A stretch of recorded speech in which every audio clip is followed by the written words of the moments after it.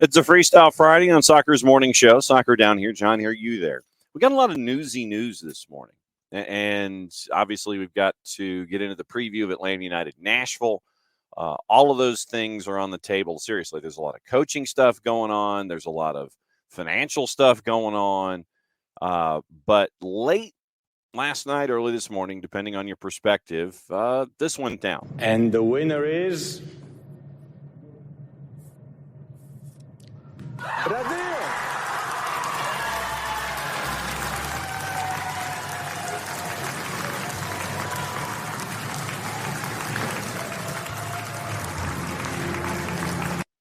At like 10 till 2. So now here's, so I guess this is opening kickoff officially, brought to us by our friends at Kickoff Coffee, kickoffcoffeeco.com.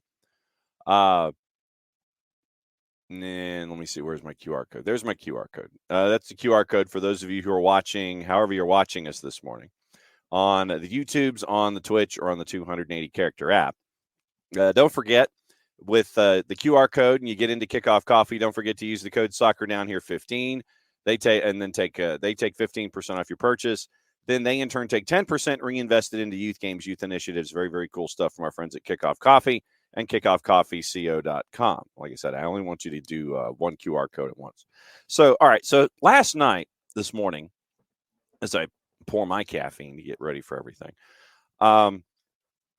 started at about 10 o'clock, I think, if I remember correctly. I think it was at 10 o'clock. And that was when the broadcast was, the Congress was supposed to start with our friends at FIFA, with our buddy Gianni, and in Bangkok, Thailand. And you could do one of two things to try to see what was going on. You could watch the stream on their website. And by the way, thanks to FIFA for the sound and the release. But you could also go to FS2 and watch everything that was going on. It started late. And what FS2 did was they basically just kind of took the stream or whatever URL code they were given. And from the absolute beginning, they just kind of was like, okay, let's blow this up to HD and then we'll put it on FS2. At 11 o'clock or shortly thereafter, they had gotten to, I think there were 12 items on the agenda. At 11 o'clock, they were at number 5, I think, where they were going over all the financials from last year and getting ready for the financials for 2025. All of a sudden, FS2 goes to a different program.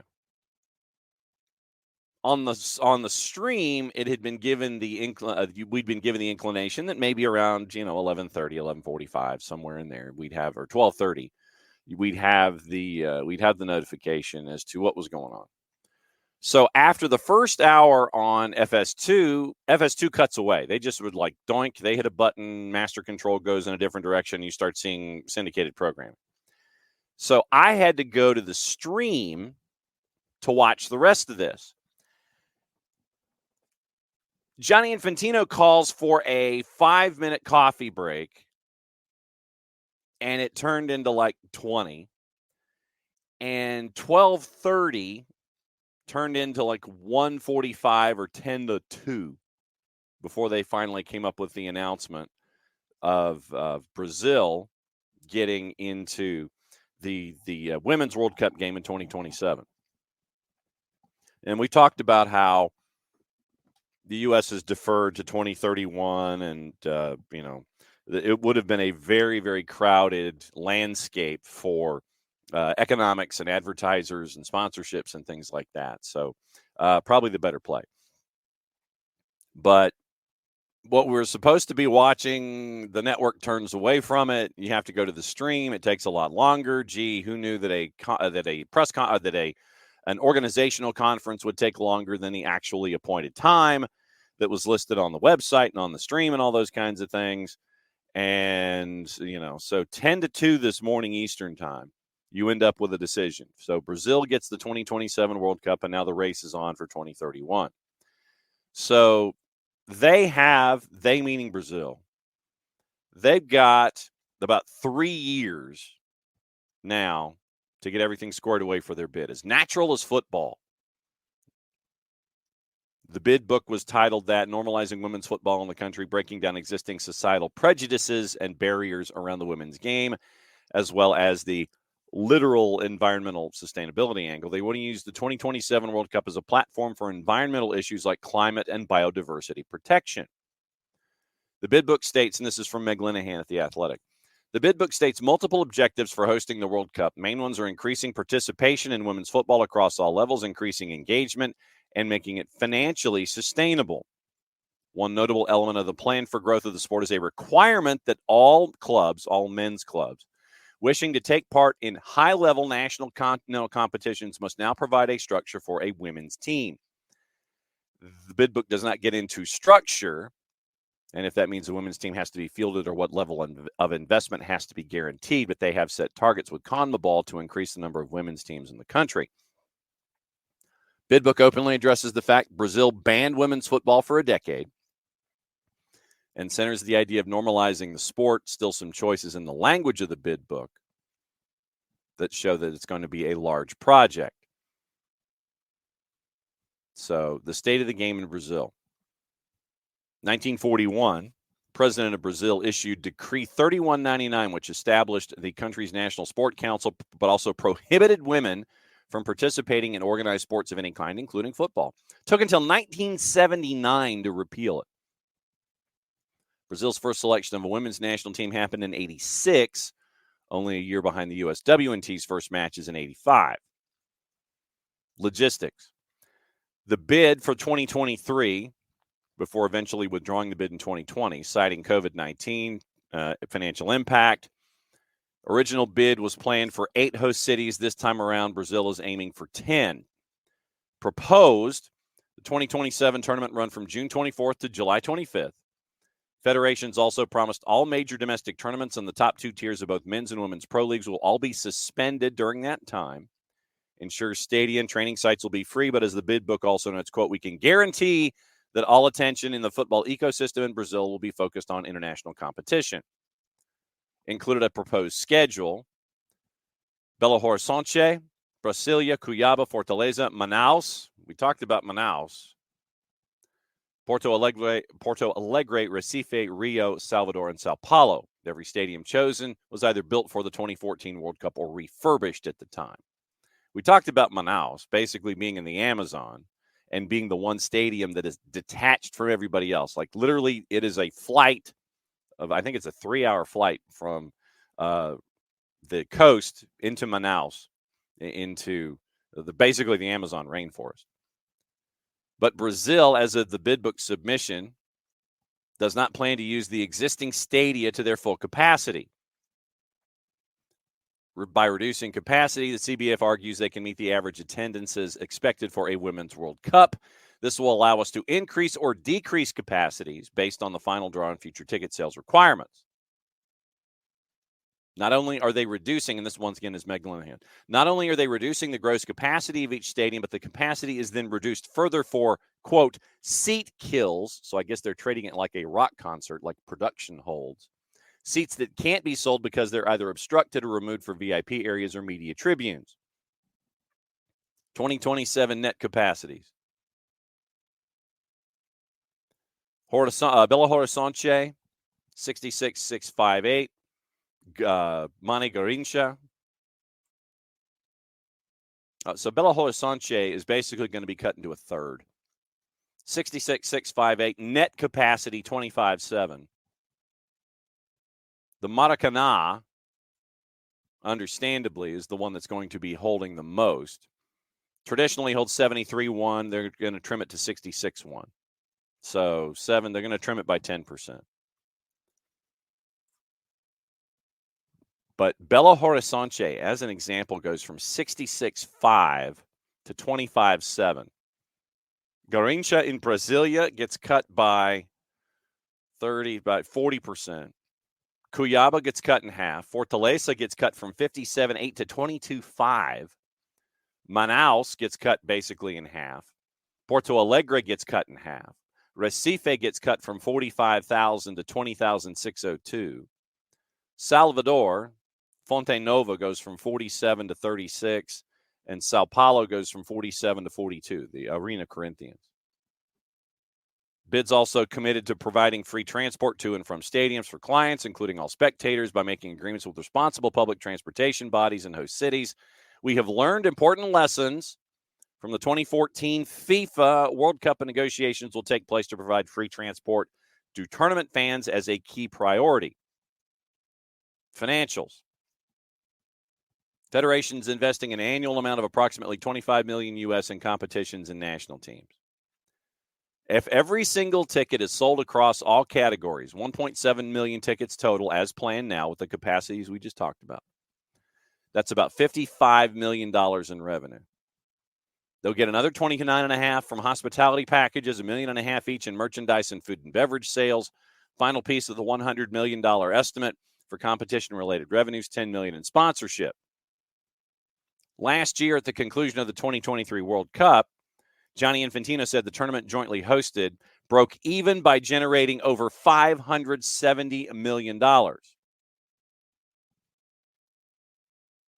Right now, revenue for Brazil and their estimates is a tenth of that. Brazil's determined to have a strong commercial position, largely because of the cost of running a World Cup. They're expected to be nearly $50 million cheaper than FIFA's baseline projection. Brazil gets a boost from being in the Eastern time zone. Brazil 2027 bid projected to exceed 2.1 million tickets, according to the FIFA analysis. While the total seating capacity and therefore sellable inventory is the smallest of the two bids, this is offset by the strong on-sale rates. And so if demand is there, you would think that FIFA would expand those and that the stadia that are listed in Brazil would expand their capacities going on. The major reveal of the technical assessment was in the risk. Of the two competing bids, only the European joint bid received a red flag from FIFA. A number of legal risks have been identified. The three governments, Belgium, Netherlands, Germany, might not have allowed FIFA to have the anticipated operational control, in quotation marks, of the 2027 World Cup and may have reallocated certain costs to FIFA. So basically, it sounds like Brazil was going to pay all the freight. FIFA didn't have to worry about a dime. The Belgium, Netherlands, Germany bid was going to be kind of like, well, FIFA, we need a little help here. FIFA was like, oh, I don't know about that. They're kind of looking in their wallet, trying to figure out who's going to pick up the check. Three governments had a chance to mitigate these risks to FIFA if they implement their commitments, and this is in quotes, if they implement their commitments to cooperate with FIFA to meet the tournament's requirements. Technical assessment, Brazil walked out of it with a higher score. In FIFA's technical analysis, that the main takeaway is once again reinforced. It was Brazil's, meaning South America's, turn. So that's where you are. At the end of the day, congratulations, Brazil, you're on the clock. And there you go. So 2027 Women's World Cup is going to Brazil, and then now the race for 2031 continues or starts, or however you want to phrase it. So there you go. Decided at 1:51 this morning-ish, 1:30, 1:45, when they said it was going to be about 12:30. About par for the course for FIFA. So a difficult viewing experience in the Eastern time zone was made even more difficult by the fact that they just took their own sweet time about it. Once again, no real surprise. So there you go. That's Opening Kickoff, brought to us by our friends at Kickoff Coffee and kickoffcoffeeco.com. That's your QR code for those of you who are watching on the 280-character app, on the Twitch, or on the YouTubes. And you can use that QR code. Don't forget to use the code SoccerDownHere15. You get 15% off your purchase. They, in turn, take 10% reinvested into youth games, youth initiatives, brought to us by our friends at Kickoff Coffee and kickoffcoffeeco.com. Very, very cool stuff there. Housekeeping, by the way, right there, as I cover up one QR code to go for a full screen. That's the scarf to help out the Marshall Islands Soccer Federation, $32. You can DM me, DM the show. There's a form in the Discord. If you want it mailed out to you, it's another $5, so 32 plus 5. Email me, DM me, email the show, DM the show, however you want to get it done. You want Abby to deliver it to you, she'll do it. However, Abby driving down the East Coast is probably not going to be able to do it to the West Coast at present. So however you wish to have it delivered, let us know. You want to see Abby? You want to see me? And I hand it over to you, 32. You want to put it in the mail and have it sent to you that way, 32 plus 5, like 37. So we can figure it all out. And thanks for supporting a program from the ground up, getting their support in for growing the game across all levels. And it's great to catch up with our friends at the Marshall Islands Soccer Federation when they are moving things along and progressing. So you get to help out in that process. Here's the scarf. And if you go to the website, you can see Maddie modeling the whole thing.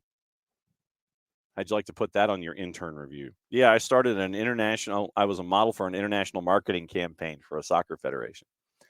So there's the scarf, 32 plus 5. And once again, thanks to all the support that you guys give every single day for all of the stuff that's going on here on the planet. So once again, growing the game one country at a time, and you get to do it from the ground level with our friends at the Marshall Islands Soccer Federation. There's the scarf from our friends at Die Hard to help out the Marshall Islands.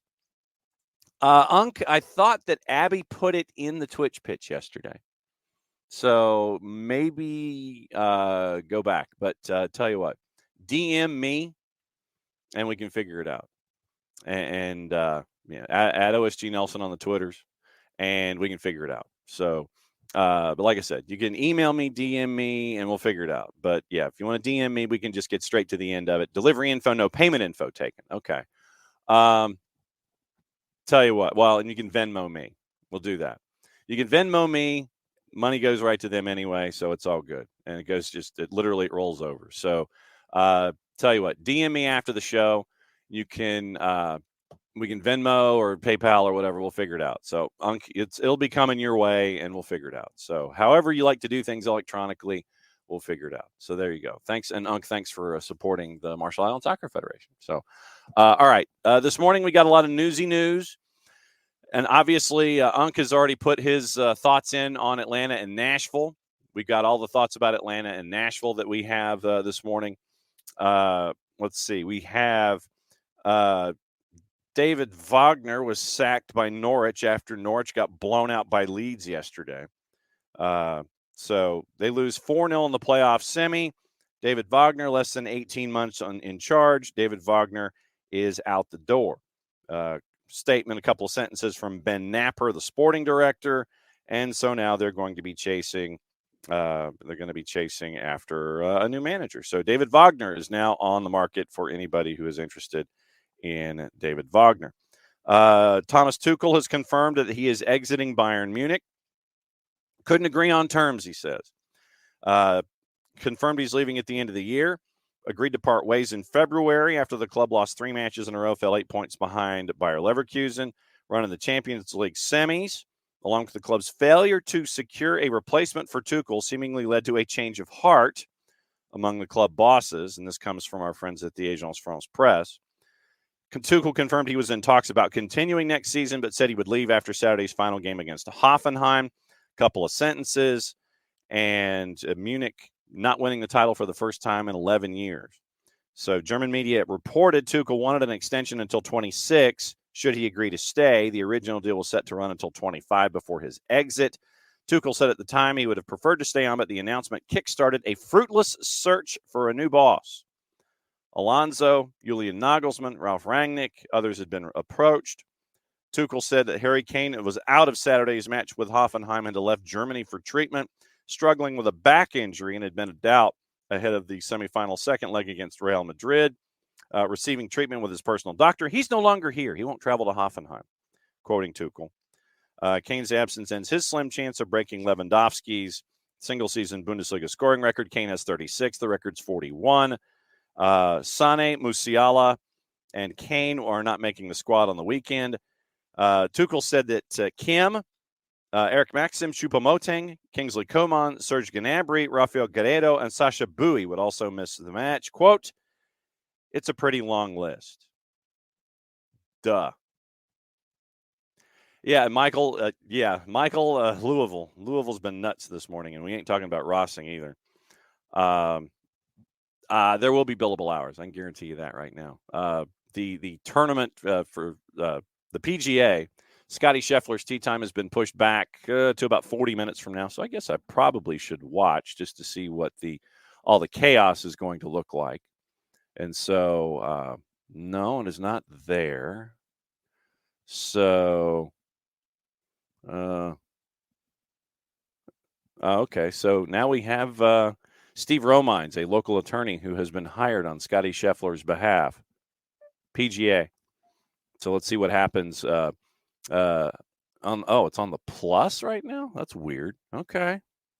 All right. So if it's on the plus, it's on the plus. So be it. All right. So what other news is out there this morning? Barcelona, by the way. Like I said, this is all the coaching stuff that we're going to get out of the way. Barcelona could sack Xavi. Once again, our friends at Agence France Presse this morning. Barcelona are poised to sack Xavi Hernandez just weeks after he made a U-turn and decided to stay at the club. Catalan radio station RAC1 said President Joan Laporta had decided to sack Xavi, with Sport confirming the news, while AS said Barcelona were already deciding who would replace the coach. In January, Xavi said he would leave at the end of the season, but after a run of strong form in April, he and Laporta agreed the coach would stay for the next campaign, contract expiring in June of 25. However, Laporta did not travel with the team for their 2-0 win in at Almeria on Thursday. Spanish media reporting he was angry with Xavi's pre-match comments. Coach had highlighted Barcelona's financial difficulties in comparison to the strength of the new Spanish champions, Real Madrid, and other European giants. Barcelona fans have to understand we're not in the same situation, said Xavi on Wednesday. Stood by his words Thursday when he was asked about Laporta not attending the Almeria match. Quote, they haven't told me anything personally. We traveled with the sporting vice president, the more directors all normally. I said what I think is real, that we will fight for all the trophies with a lot of hope, with ambition, but that the situation is not easy. We are all working very well. The club must have all changed the situation.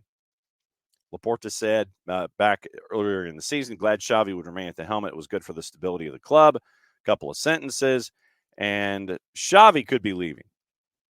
So Xavi could be leaving. Xavi could be going. He could be staying. He could be hanging out. He could be doing whatever he's doing. And you got to be kidding me with all of this stuff. So, with everything being pushed back this morning for the second round of the tournament, the coverage has been pushed back as well. So yeah, Scotty Scheffler has had a very, very busy morning. There already have been billable hours, and there will be more billable hours. So we've got that this morning, involved anybody and everybody, and all of the.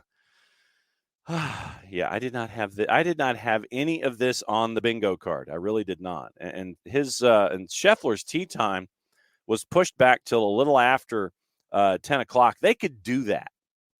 The rules of the game say that there's like a third rule of golf, and some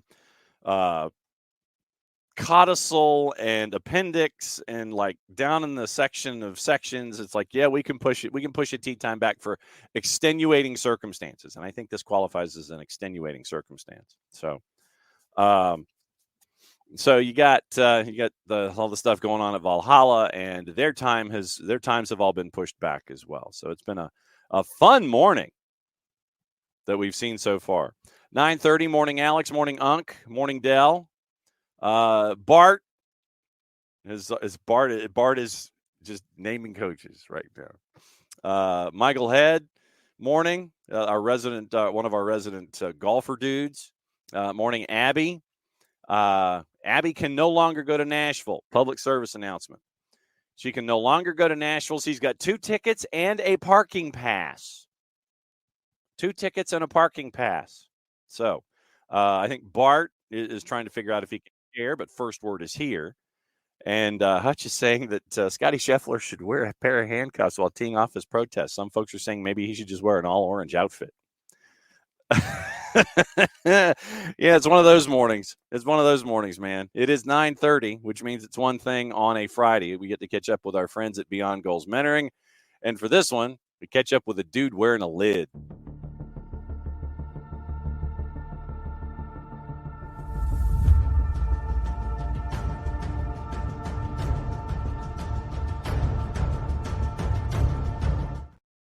Hey, Cap. Wearing a cap. Morning, John. So are you watching the PGA Championship? You look like you're about to go out and play a quick 9 or something. So are you gearing up for your day? Is that how this is playing out? I did not have time to take a shower yet this morning, so I was like, let me stick a hat on for this call. That's the honest answer. I am supposed to play golf today, John, but the weather gods are not quite cooperating. So we'll see. That's just not nice. That's not nice at all. Why are they not cooperating? Do they not understand the value of going out and playing a round of golf? And it's a matchup today, John. This isn't just me going out and goofing around. Like, this is a 2-on-2 matchup. Uh-oh. Yeah.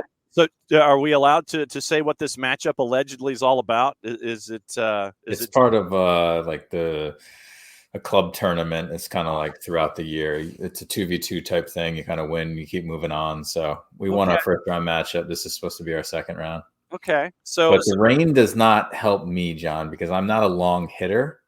So when my ball hits the fairway and goes bloop, and I don't get a roll, I'm usually having to hit a very long second shot. Okay. How are you with your long iron / hybrids, sir? I prefer a shorter iron. Oh, I'm right there with you. I'm just asking because if you get no roll, then you're going to be using hybrids and like 5 woods and things like that. And I'm right there with you, brother. Yep. It's not ideal, but hey, any golf is better than no golf, so I'll take it. Absolutely true.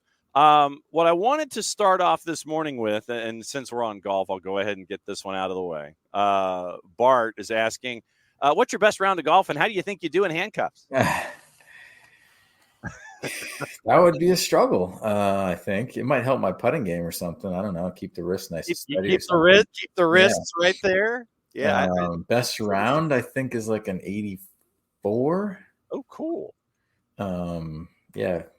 So that would be awesome today. But yeah, I haven't read the news much. I saw Scheffler in handcuffs quickly this morning. I was taking the dog out, and I was like, "Oh, this is interesting." Yes, that is absolutely true. No, if that's on topic. So yes, but there will be there have been and will be more billable hours involving his arrest and now appearance at Valhalla in Louisville.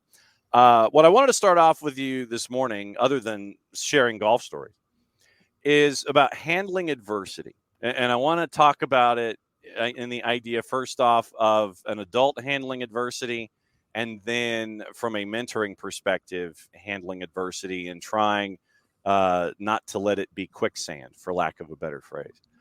When you have been when you were a professional athlete with clubs in leagues and you hit a rough patch, I guess you can share secrets if you want, but how do you keep it from turning into quicksand as an athlete, and how difficult is that to keep it from being something that just turns into something that cycles and cycles and cycles? And how do you try and stop it and not let it to just overcome you, I guess, is what I'm trying to get at as an athlete. Yeah, it's really, really difficult. Because I think every team has gone through periods like that. And I don't think there's one easy solution, honestly, because I take my last year in Columbus, we had won the Cup the year before and brought back basically the same team, if not even a little bit better. And we were in a year-long struggle. It's like we just couldn't get results. And the whole time we're like, oh, it'll turn. And so it's just a fine line between being patient and, really needing to step on the gas and change things and, freak out because, hey, we're running out of time here. I always leaned more towards the patience and just my personality. Like, hey, just keep doing what we're doing. The ship will right itself. But, in that sense, it was nice to have different personalities in the locker room, like Joseph, for example, who was the exact opposite. It was like, well, it needs to change now. It needs to change yesterday, type mentality. So, yeah, I think that it's a real challenge though, because as a coach, it's like, do you push harder and harder and harder? Do you get away from the game, take a day off and just like, hey guys, get away from soccer? Because, I think the easy answer is, just work harder, just work harder, just work harder. But that's not always the best case. I think that sometimes you can just, like you said, get in your own head. And then it's like, sometimes the best thing is just to get away from it for a little bit. Yeah, because if you're working harder and harder and harder and you still don't see the results, you push the idea of getting into that cycle and being deeper and deeper and deeper, or you just get to a point where you're just like, well, F it, this isn't working. And then the whole house of cards can fall down. I mean, it seems to me from an athletic perspective, a very delicate balance because of all the different personalities, and then if you try something and it doesn't work, well, then you're like, well, damn, I'm never going to try that again because it didn't work. And we haven't seen any fruits from any of the labor. Yeah, totally. Yeah. And the only thing that I have seen that really destroys a team, it prevents them from turning the corner, is if they just go their separate ways, right? Some guys check out, some guys point fingers, you just get, pissed off at each other. It's one thing if they're all pissed at the coach, right? And you rally around each other and that's the case. I've had that in my career. But it's another thing if it's within the locker room and there's divisions within the locker room, and then it leaks over to the field as well, and that's tough to come back from. No, and then you have, I guess, option 3, where you have faith in the system, you have faith in the coach, and the mistakes seem to just continue to happen, and it's almost like you can't get out of your own way, even if you have all of this internal faith about what you're doing. Yeah, for sure. And, when you get in a rut, it just seems like every mistake is punished. Whereas like if things are going well, you make mistakes and it doesn't turn into a goal and then they're forgotten about. So that's tough. I think that's probably the best way to describe it. Yeah. And when you're in that moment, it's like, in one sense, you need to just focus on yourself and like, hey, how do I get myself in the best preparation for the next game, while also, focusing on the team. I'm not saying it on your own, like you don't give a damn about anything else that's going on, but okay, let me worry less about how Johnny's doing over here. And let me worry about myself and my own performance and how I'm doing and how I'm preparing and what I need to do to get myself ready. Because if everyone's doing that, then maybe the whole group can be in a better place. When it comes to young adults, young athletes, in your experience, I guess, pre-mentor and now as a mentor, have you seen them handle it differently? Because, I mean, I imagine that when I was a young kid back in the days of black and white television and, movable type and the horse-drawn carriage, that I was told to handle adversity differently. The whole, rub some dirt on it. And, the whole rub some dirt on it idea, just, shake it off and get back out there. And, you get kicked in the ass and you go. And I would imagine in some circles, probably generationally, you had different exposures to handle it differently than what I was exposed to. Now you as a mentor, I would imagine, is it different than how I would have handled it, how you were presented to handle it? Is it different now in trying to deal with adversity to where it doesn't turn into quicksand with younger athletes today? A little bit. Okay. I think that kids have always given each other a hard time, but I think that one of the challenges that some players, especially higher level players, are facing is sometimes you're training with a different team, or you're playing up and you don't know everybody, or there's just not that continuity of, I grew up with the same group of guys, and we played together for 8 years together, minus plus or minus one or two guys. But it was basically the same group. And it's so different today, so much movement. And I think that makes it a little bit more challenging because you don't feel as comfortable sometimes, and there's new faces and you're trying to impress, and, it just turns into cliques within teams and stuff. And then obviously social media as well makes it more challenging. But in general terms, I think, younger players take it harder initially, but then get over it a little bit faster. I would, back in my day, I mean, it just got to the point to where if we got the same advice hammered at us and hammered at us and hammered at us, and we didn't accept it, it's just like, man, I'm tired of hearing the same things. I'm going to tune you out. And I think that's I think a universal danger where you have all of these adults that are coming down on young kids and young student athletes and what have you. If they keep hearing the same thing and the same thing and the same thing, there's that danger that they're going to tune it out. Totally. and completely and totally just, it's like, look, I'm tired. I'm sick of hearing it. I'm tired of hearing it. I'm just going to go over here and either not do anything or just leave, period. And I mean, and that's a part of this balance. I would think that's dangerous too, where you don't want to sound like you're hounding them and they can take it one way when it's really not. Definitely. Because no matter how good the lesson is that you're trying to teach a kid or a student or an athlete, if it's not being received, it doesn't matter.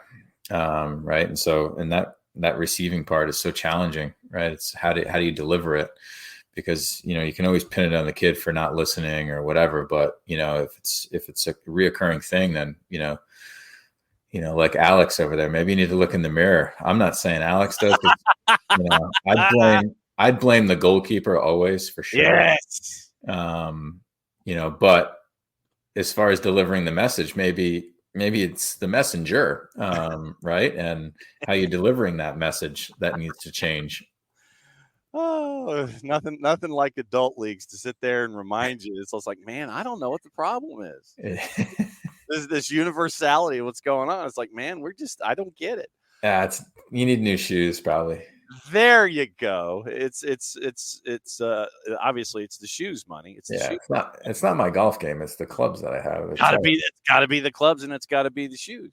Halftime with Michael Parkhurst at MF Parkhurst on the 280 character app from our friends at Beyond Goals Mentoring at BG Mentoring on the Twitters. See, I can't say X because it's like I'm Xing somebody out. I'm Xing somebody. That just sounds bad. It's like, yeah, I'm Xing somebody on social media. That doesn't sound good. And I wanted to talk about adversity today to start things off. When it comes to you and Greg and dealing with these situations where you have these promising athletes or these promising individuals, whether they want to be pro athletes or if they want to do something else that's attached to the sport as they grow, we can see it through emotions and facial expressions and stuff that something's weighing on them. How easy is it for you and for Greg to break through that wall at times and get to the crux of an issue? Or do young student athletes today sit there and they don't want to talk? I mean, how do you break through that idea of, something's wrong, you can't quite put your finger on it, they may not want to be open and honest from the beginning? How do you break through that wall to sit there and remind them, hey, I'm here to help you? Yeah, and I think that my wife's been trying to break through that wall for the 20 years that we've been together. 15 with me and the boss, brother. I'm right there with you. I think that's why we try and have relationships with these kids, not just, show up once a year and, get paid and try and give him a lesson, right? It's like, no, that's not what a mentor is. And so we try and have these relationships where we try and tell them we're on their side and not a coach, not a parent, just want the best for them, and however we can deliver that. And for some it's quick, and for some it takes a lot of time. And but that's the benefit of us doing these packages and over time creating these relationships, because like with everything, they become more comfortable and share things. And especially when they realize, hey, we're a sounding board and here to help, versus give you a lecture and like mom and dad, or sit you down like a coach type thing. So yeah, it's a challenge though, but it's a fun challenge sometimes. What makes it fun? Just being able to see someone open up a little bit, right? Because even myself, right, it was like similar to what you're saying. I was like, I can deal with it myself. I'll figure it out. I can get over it. Like, it's my problem. It's a sign of weakness if you go outside yourself.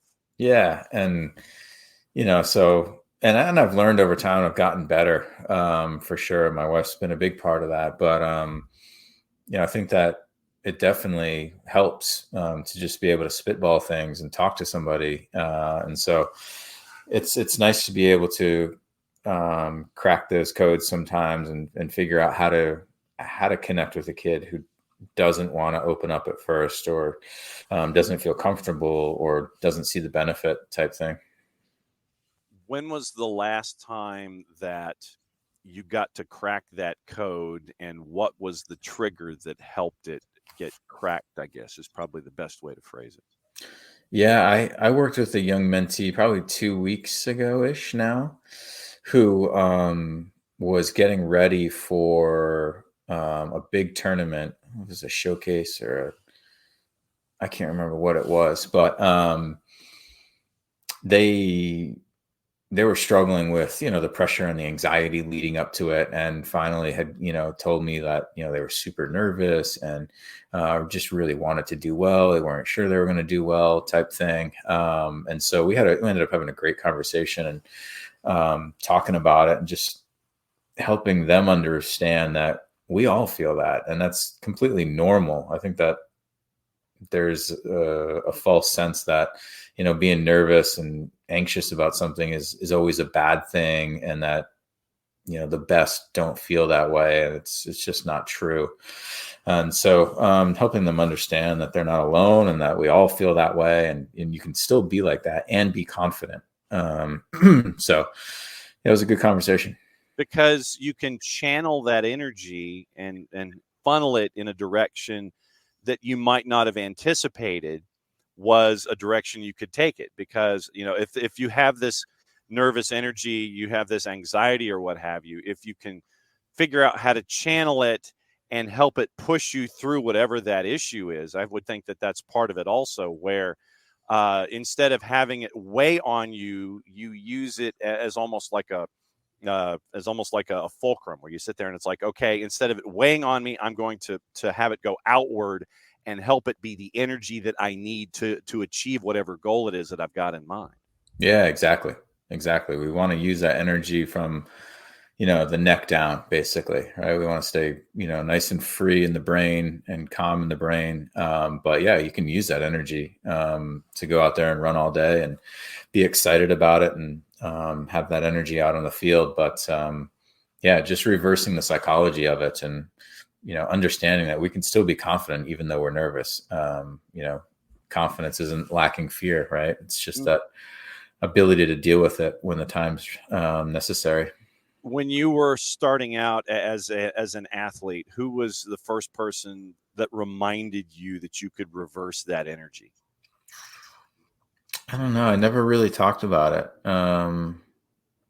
I think it's something I just developed over time, like just realizing like I'm nervous before games, and some games I'm more nervous, but looking back thinking, well, even though I was nervous leading up to it, I still played really well.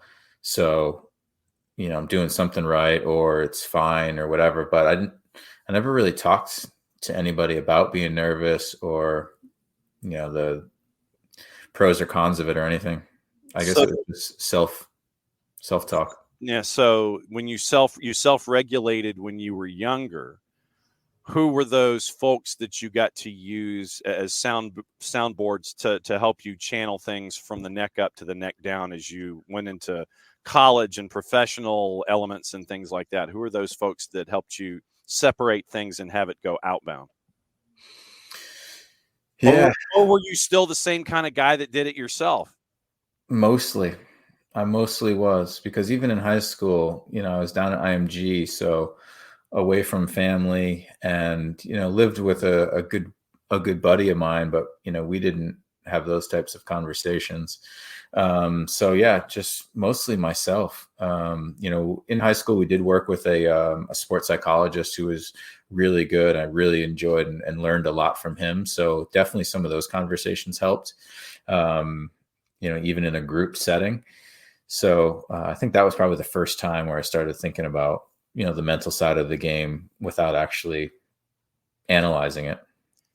If the mentor Michael Parkhurst had a session with the athlete Michael Parkhurst, when would you have wanted to have that first session with you as a mentee talking to you as an athlete? Yeah, probably. Gosh, I don't know, probably 11 or 12, just because even at that point, I was going to ID camps and, trying out for regional teams and staying at colleges and in the summer to go to these camps for weeks at a time. And, just understanding that process a little bit, what this entails and what can come out of it, whether you make it or you don't make it. I think probably would have been good conversations for myself and everybody to have with somebody. So then let me ask you this. I'll take it one step further. If Michael Parkhurst mentor had a conversation with Greg Garza mentee, what do you think the conversations would have been like? Greg Garza as a young or, Greg, or as teammate, or if teammate age, if you were you now and got to have a conversation with Greg about mentoring and about channeling energy and things like that, when do you think, if you had that first conversation, what do you think it would be like with you as a mentor and Greg as a mentee? and Greg's already a professional. Sure. Yeah. And I'll ask him the same question next time he's on, just so in the interest of fairness. Fair enough. Yeah, I think everything's so individualized. So understanding where he is, and for Greg, probably a lot of it was coming back from injuries, and how do you deal with that, and will you be the same player, and how do you get back to that level? Understanding your role within the team. Greg already did that really, really well. But those would be the things that probably I would assume that we would focus on first. Because that was the biggest, thing that he had to go through in his career, I think, was these injuries that kept derailing things. You ain't kidding, brother. I mean, his story of resiliency, as far as before he went to Mexico, of trying to find a team, it's pretty crazy. He went through a lot, and I'm sure that was very difficult. So I wish he had a mentor, or maybe he did at that point, to help him. But he came out of it stronger, and it worked out really well for him. So I think that's probably why he's so good at what he does. When it comes to, and now I've got just like random things popping into my head now. This morning in England, and this is soccer based, the English FA is phasing in a ban of deliberate heading in youth football. U7 to U9 level from the 24-25 season, the U10 level from 25-26, and the U11 level from 26-27. Phasing in a ban of deliberate heading in youth football. When you were 7, 8, 9, 10, 11, how were you taught about heading, and what do you think about something where you're phasing out a phase of the game to where you have to focus on using your feet? And because last time I checked, it's referred to as football, not headball. But, what do you think about something like this?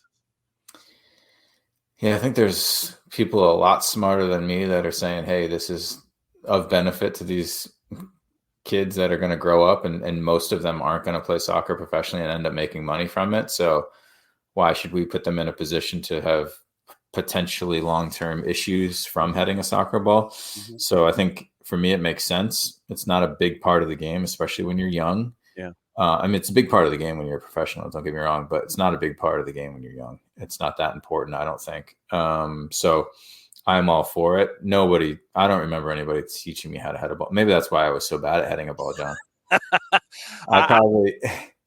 I probably headed the ball the least amount of any center back in MLS history that played over 100 games or something. Well, what's it like? Because a ball rocketed off a foot at the professional level, you're talking about something that's probably 25, 30 miles an hour coming off of a foot. If it's a volley hit square, it's coming faster than that. Okay. So if something is coming at you faster than that and you don't hit it on the center of your forehead, it ends up coming off the top of your head. How can you explain how much that hurts? Yeah, and that's probably why I never really tried to block many shots with my head, John. I'm always amazed when I see these guys that stand there as someone's about to shoot at like the 18-yard box, and they're at like the penalty spot or the 6, and they're waiting to see if they can head this ball. And I'm like, these guys are crazy. Like, good for them because they're giving it everything, but I'm like, I don't think that was me, because I specifically remember till this day taking a ball like off the top of my head. I think somebody shot it. I think I was probably trying to get out of the way, John. I don't think I was trying to be brave and use my head to block the ball. I think I was like trying to get out of the way. It hit me square on the top of the head, and I just felt pins and needles go through my whole body. And this was pre-concussion, so who knows what the heck happened back there. But yeah, so no. Yeah, no. I didn't head many soccer balls in my career, John. I won't really be teaching anybody how to head a soccer ball.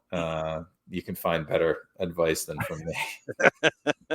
Let's wrap up with the question from Emilio. I know that you can look at the Twitch pitch and see it, but somewhat alluding to the current state of affairs.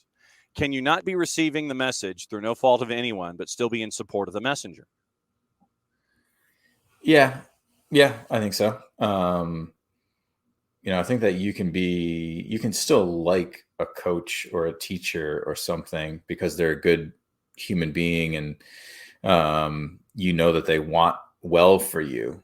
But at the same time, you're not understanding what they want from you, or what the issue is, or the lesson that they're trying to teach you. It's not getting through.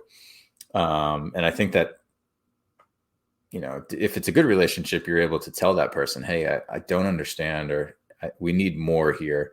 And that's where assistant coaches come in really handy, right? To try and change the message a little bit and put it to the individual level, because even at the pro level, like, you still need to talk to guys differently, deliver the same message differently to different guys so that they can, resonate with them. So I do think so. All right. Before we go, we have to address the mogul in training and find out what's going on up there at Rhode Island. You got a good point the other day against Sacramento Republic. I know that you're being driven crazy because of a ball that was hit over the bar from short distance late in the match. And I know that 3 points were there, but you ended up with a solid point against Sacramento Republic. As we talked about missed opportunities and being clinical in the final third, and especially being clinical inside the 18. 1 point out of a playoff spot, but I know that you leave 2 points on the table. Yeah, it was the best game we've played all year. Sacramento are the best team in USL right now. They're undefeated, and we took it to them. We should have been up 3-4-1 in the second half, missed big chances. Mm-hmm. And of course, you give a good team a chance late in the game on a free kick, and they're going to bury you. And they did. And we tied 2-2 and absolutely should have won that game. But good point, because we played really well against the top team. Right there. There's this. There it is. There's the Rhode Island FC scarf. We play tonight, actually, Friday Night Lights out in Colorado. So. Oh, well, I mean, Colorado Springs lost in NYCFC 2 at the top of the parking deck at St. John's in Open Cup. So they have not really been impressing a whole lot of folks, even though they have been hot recently, winning 3 in a row. They started out losing 5 of their first 6. So, so are you flying out to Colorado Springs the second this is over? I am not. You're not taking the Rhode Island FC corporate jet out to Colorado Springs after your round of golf? I wish such a thing existed, but nope. I'll watch it on TV tonight, and then I'm up at 6 a.m. tomorrow for youth baseball and softball tournaments, John. Living the good life. Oh, man. Well, but we've got to root for Mother Nature to help you out, to make sure that you can get your round of 32 in, to where you can advance in this tournament in the second round. As always, my friend, it's great to see you. Great to catch up with you on a bunch of different things. And if I don't say it enough, thank you for being as open and as honest with your candor about what it's like growing as a mentor and using all of these different examples and everything as a part of the process. So no, I can't thank you enough for doing all this stuff. Of course. Anytime, John. Hope everybody has a great weekend. Yep, they got to stare at Nashville on that road trip there. Go get your golf in. We'll see you soon. See you. That's Michael Parkhurst. And now we bring in Jarrett Smith for hour number 2. And so, Jarrett, we got to talk, I guess, about Atlanta and Nashville and what else is on your mind this morning, other than there's been a lot of discussion about what's been going on in Louisville that has nothing to do with either Lou City or race in Louisville. I was about to say, make sure everybody clears a path for Parky getting to the course. You don't need anything dumb happening with him trying to get to the course like we saw this morning in Louisville. No doubt. Bart is coming. Yeah, Bart is coming in because the discussion that we started yesterday with a topic. Look at this. Look at the made-up background. Look at that. Look at the dedication. Look at this. Look at the effort being put into his life right now. Wow. What am I doing with this? Wow. He's gone with the artificial background with his server. And as long as he stays within his person, with whatever is there, his person. Well, because he reached for the coffee mug, and you could see that his arm turned blue, and yes. He brought the mug in, and the mug kind of see, it's blue arms. Yeah, see, it's there. It's normal. It's not, and now it's normal. See, when it's within his person, that you get to see what's going on with the addition of the new set, and so. Bart is coming in because of what happened yesterday, and we didn't quite get the chance to have the elongated discussion about how silly people are being over in Jarrett, can you do it better than I can? The country that Jason, England? That one, yeah, a little longer. Can you? England? Yeah. So I'm not going to give you like Jason's level of spite. I can make it Paulding County, which is somehow even worse. And that's pretty much all I'm going to give you. Yes. And so Bart is now with us to start off hour number 2, because we didn't get the chance to talk about everything more in depth about the abject silliness. And those are the words that I'm going to use, where the discussion is the vote about getting rid of VAR in England. Thank you, Wolves. Thank you, Gary O'Neill. If I didn't have another reason not to pay attention to what's going on at the Molyneux, this is definitely one of them. I would think that Barringham Forest would be a part of this discussion. Barringham Forest? Yeah, I figure we'll start calling them Barringham Forest, because Evangelinas Marinakis deserves this fate. What in the blue hell's going on over there, Bart? Well, unfortunately, I'm not a native of the Midlands, and I can't speak to what's in the water over there. But I think this is an overreaction to, shocking, to, I think, legitimate complaints about VAR within PGMOL and EPL, right? I think that there are times that we as fans have watched these matches in the EPL and been confused by the decisions that they came to, but also the inconsistency even within matches, but certainly from match to match. And I do think that there are legitimate complaints to levy at VAR in the EPL. Part of it is because I think England thinks that they know better than every other person, thing, league structure on the planet. And the reality is they're not very good at it. And they have created problems for themselves that they're now using to just, point to and say, hey, blow it all up, when that's not really the solution. Every other league in the world has figured out some way, shape, or form to implement VAR, to use it as a tool for refereeing. Now, I understand people complain, but people complain when referees got calls wrong on the field too. So I think the issue with the EPL is you have owners who don't want to work to make it better, and they're just at this point saying, nah, scrap it. It's much easier to complain about things than actually fix them. Mm-hmm. Speaking of which, little anecdote from this morning. Yeah, Drinking out of my Atlanta United mug. As he brings, I was about to say, drinking out of my Atlanta United mug. that softball on a tee and handed him a perfectly rolled hot softball bat. Spilled the water trying to get it into the coffee maker. Oh, no. And then dropped the sugar container and it broke. So I'm going up to Nashville this weekend to watch the Atlanta United. I'm sure there's no correlation between these series of events while trying to make coffee in an Atlanta United coffee mug. As we learned that Thiago Almada will not be playing. Anyway. That's true. Yeah. Yeah, Jarrett, you're right, though, because they just looked at this and they wanted to argue and yell. And at the end of the day, the owners do make decisions.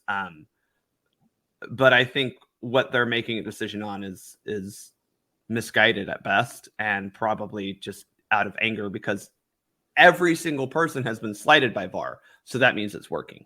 Like, in my opinion, overall, it's working if everyone's mad at it, because that means everyone's had a decision go against them. Mm-hmm. Now, I think that the problem is that EPL has, again, a lot of inconsistencies, and that comes to training, and that comes to, the league and the PGMOL coming together to figure out how do we want to use this as a tool to referee, not to fully referee a match, which I think sometimes the EPL gets into. No. Well, it's that line that we've talked about, John. We've talked about this. Is that line of, looking at calls to correct them versus re-officiating the game. Mm-hmm. Yeah, and trying to find that balance. Mm-hmm. Yeah, Jurgen Klopp had his last press conference as the head coach at Liverpool. And he says he would vote to scrap it because he does not trust those responsible for making it work. And I think that's actually that's a great way to put it. He's against it because the people in charge of it aren't doing their jobs well enough to make it the best it possibly can be. That sounds like a labor issue, not an equipment issue, though. It's a poor craftsman that blames his tools. Mm-hmm. Yeah. It's a skill issue. However, again, I think it works for the most part in the rest of the world. I do think it works in MLS, despite what a lot of people will argue with in here. Again, you're going to have some inconsistencies. You're going to have some issues. But overall, I think MLS does a good job of saying, okay, I do think, MLS not using to draw the lines. And I do think people get so upset about that in the Premier League. Now, I understand offside is not a gray area. You either were in an offside position or you were not. Scream it from the heavens, please, because I get so sick and damn tired of listening every week when somebody posts, when we do this screenshot the game. When we do this screenshot bullshit about trying to put pictures of was he on or off and like, he's close, you give it to him. No, it's a black and white ruling. Yeah. Mm-hmm. It was the ball over the line or not, Jarrett? Yes. Also, one of my other favorite things to discuss, which is the ball was over the line. Like, okay, do you understand that a soccer ball is not a flat? It is a three-dimensional object. Yeah, the sphere spheroid on a flat rectangle Yeah.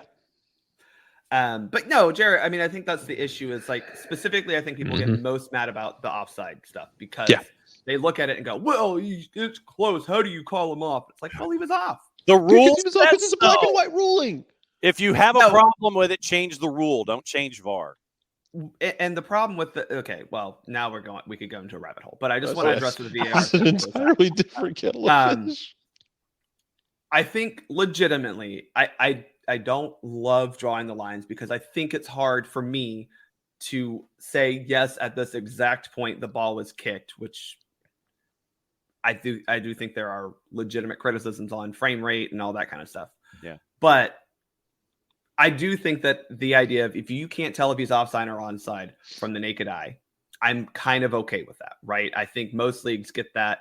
I do like the idea of semi-autonomous VAR. I think that is the way to go. And then if you really need to look at it, you can. But I think with the naked eye, you should be able to see, was he onside or was he offside? I do think drawing the lines does get a little silly, but again, he's either offside or he's not. Like we can argue about, did he gain an advantage from being in an offside position? But those are never the arguments. The arguments are always, oh, well, he drew the line. They drew the lines and this player looked to be onside because I, in my head, don't want to accept that geometry is a thing. Yeah, and Four Card's right. Like in the land of Paper Mario, I'm sure they take offense to this, which is fine. I don't blame them. Yes. Because they don't use a three-dimensional ball the same way, most likely. But it's absolutely true. To that point, I can't remember if we've discussed this or not. I feel like we have. My memory's just shot from all the concussions. Mine's what are your thoughts on the potential changes to offside being, a body part has to be on versus a body part has to be off? Yeah. So I've gone back and forth on this, but I think that it would not resolve the issues you think it will. Okay. I think part of the problem is we're making one of the things that the laws of the game does, in my opinion, very well, is it translate superbly from the top level all the way down to the smallest grassroots level. And I think if you start doing that, you're looking at possibly even more confusion for grassroots level referees, for the youth leagues that we're refereeing, for adult leagues we're refereeing. Now, I think you can say, oh, well, if they've got a body part on, then yeah, he's onside. But that may actually be more confusing. One, what are we defining as a body part? Are we still defining it as a playable part of the ball? Because what if my finger's, back? What if their shoulder is still in front of my foot? What if my foot is, so I think it's just easier to say if you're beyond this line, you're offside. What is a body part? Right. But at the same time, we as officials at the grassroots level, especially, and anyone without VAR, have been told to err on the side of they're onside, right? That's the general ideas. Don't put your flag up unless they're 100% sure that you're offside. Maybe that's something that we need to get back to in training. Mm-hmm. But again, I think the issue is VAR at the top level is great. We don't use it at the bottom levels of the game. But the rest of the laws of the game do translate pretty well up and down the pyramid. And that is one of the beauties of the sport. You look at the NFL, you look at basketball and how, basketball, for some reason, we have 2 halves in college, yet 4 quarters every other place we play. Only men's college. Game, yeah, only men's college, right? Because the women's game, they do it differently because they got it right. Reasons. Reasons. They get it right. But yeah, it's one of those things where I think outside of like the general timing and even in the laws of the game, we stipulate talking about the size of the ball. It works well. So I think with the offside thing, I don't love the idea of the Wenger rule where, oh, well, if the body part is on, then he's on, or like there needs to be daylight. I think that would actually be harder to call at the grassroots level, and you would just have more offsides go not called. And I don't think we really want that because that'll put referees in greater danger because people will know about things that they don't know about more than they already do. I was going to say, we got that skill on lockdown already, bud. Mm-hmm. I talked to Michael about the English FA and the apparent gradual banishing of intentional heading in age groups 7 through 9, 10, and 11 over the next couple of years. How far down the age pyramid do you go when it comes to reffing matches? Have you gone? Well, I did like U9s this past weekend, especially this season when the high school kids are playing high school, and so yeah. How prevalent is intentional heading when it comes to the youth game? From what you they've gotten rid of it in terms of the U11. And years. Yeah, England's behind us right now. Oh wow, yeah, shocking. England's behind you on a player safety issue. The England fans are not happy at all right now about like kids not being able to hit the ball. By the way. Well, here's two things that I've actually seen from this. Both one is good, one is bad. So first off, yes, under 11, intentional heading not allowed. Obviously, this is a concussion issue and just a general like safety issue for players. Love that. One thing that's been positive is players have learned how to play with the ball without their head. It's and that football. From a U.S. perspective is great because it's taught kids how to actually use their body, the rest of their body, to control the ball. Because you don't control the ball that well with your head, especially if you're trying to then keep possession. You just don't. So that's the good thing. The second thing, though, that is bad is you get a lot of players who go in with their feet and cleats raised up to this head height. And then we have some issues with, dangerous situations and it's hard for me to call it because I'm like, well, they're all putting their feet up at the head height. So was this really a dangerous play, or are we all just being a little silly right now? Yeah. But I do think that is a negative because coaches need to learn to teach them how to use their chest or other body parts. But overall, I think learning how to not control the ball with your head at a young age is better for the overall development because 12 and up, you can head. I think it should even be 13 personally. Because at some point you do have the actual body control strength to control the ball with your head. At the U12 level, I just don't think that you possess that body control, that body strength to truly affect the ball without one on a consistent basis to not get hurt. And so I think actually it's worked really well for the U.S. in a country that needed to teach kids how to play with the ball with their feet or control the ball with their chest or other parts of their body that aren't their head.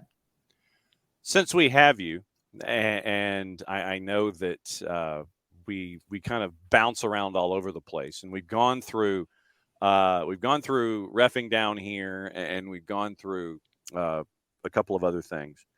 I don't think we've had the chance really to do a deep dive with you because I think the news broke on like Monday night and Tuesday. We haven't had the chance to get into Jesse Marsh and the Canadian men's national team to a great deal of depth. I went into a deep dive on Tuesday, kind of breaking everything down financially and the corporate sponsorship of his job title, which is going to require a double-sided... The endowed professorship, yes. Yes. And he's got tenure. He's in great shape. Yeah.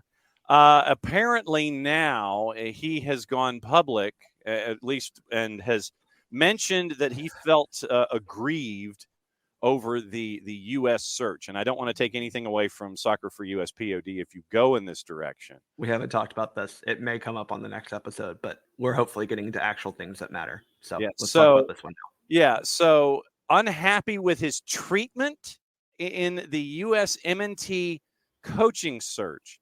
Marsh's agent, Ron Waxman, had announced he wouldn't be getting the job. So Berhalter then gets hired the next day.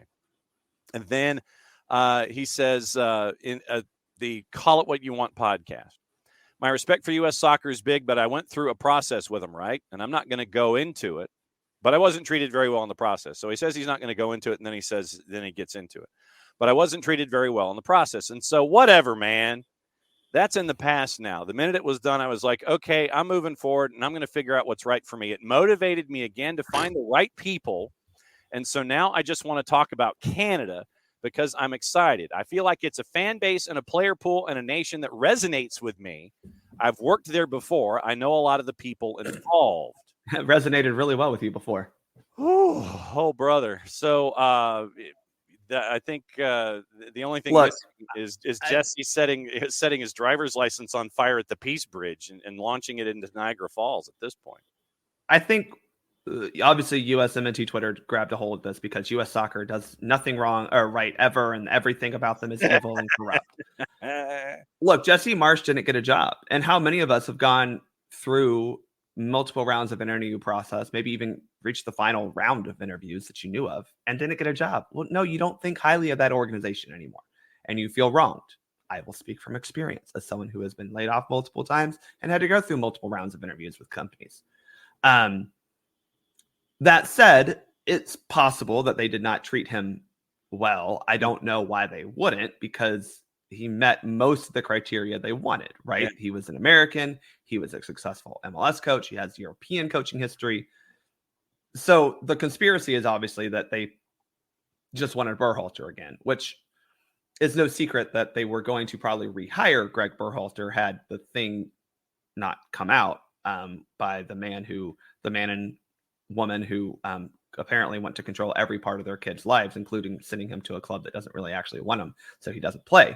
That was going to be a follow-up topic about Gio Reyna, but yeah, keep going. But I think it's possible that U.S. Soccer gave a little bit more preferential treatment to Greg Berhalter. However, I would say Greg knows the people within U.S. Soccer, so they're likely to just be slightly more friendly than Jesse Marsch. But I also think, again, you're talking about a guy who did not get the job that he wanted. So, of course, he has some sour grapes. And that doesn't mean we dismiss it entirely. But from all we know about this interview process, it was rigorous. I mean, Berhalter and Crocker talked about the rigorous, testing that they did, the conversations they had that were long. I mean, talking about like 24 hours of an interview. And so Jesse may just feel like that was unnecessary. But again, I think it's fair to accept that U.S. Soccer doesn't have the best hiring practices.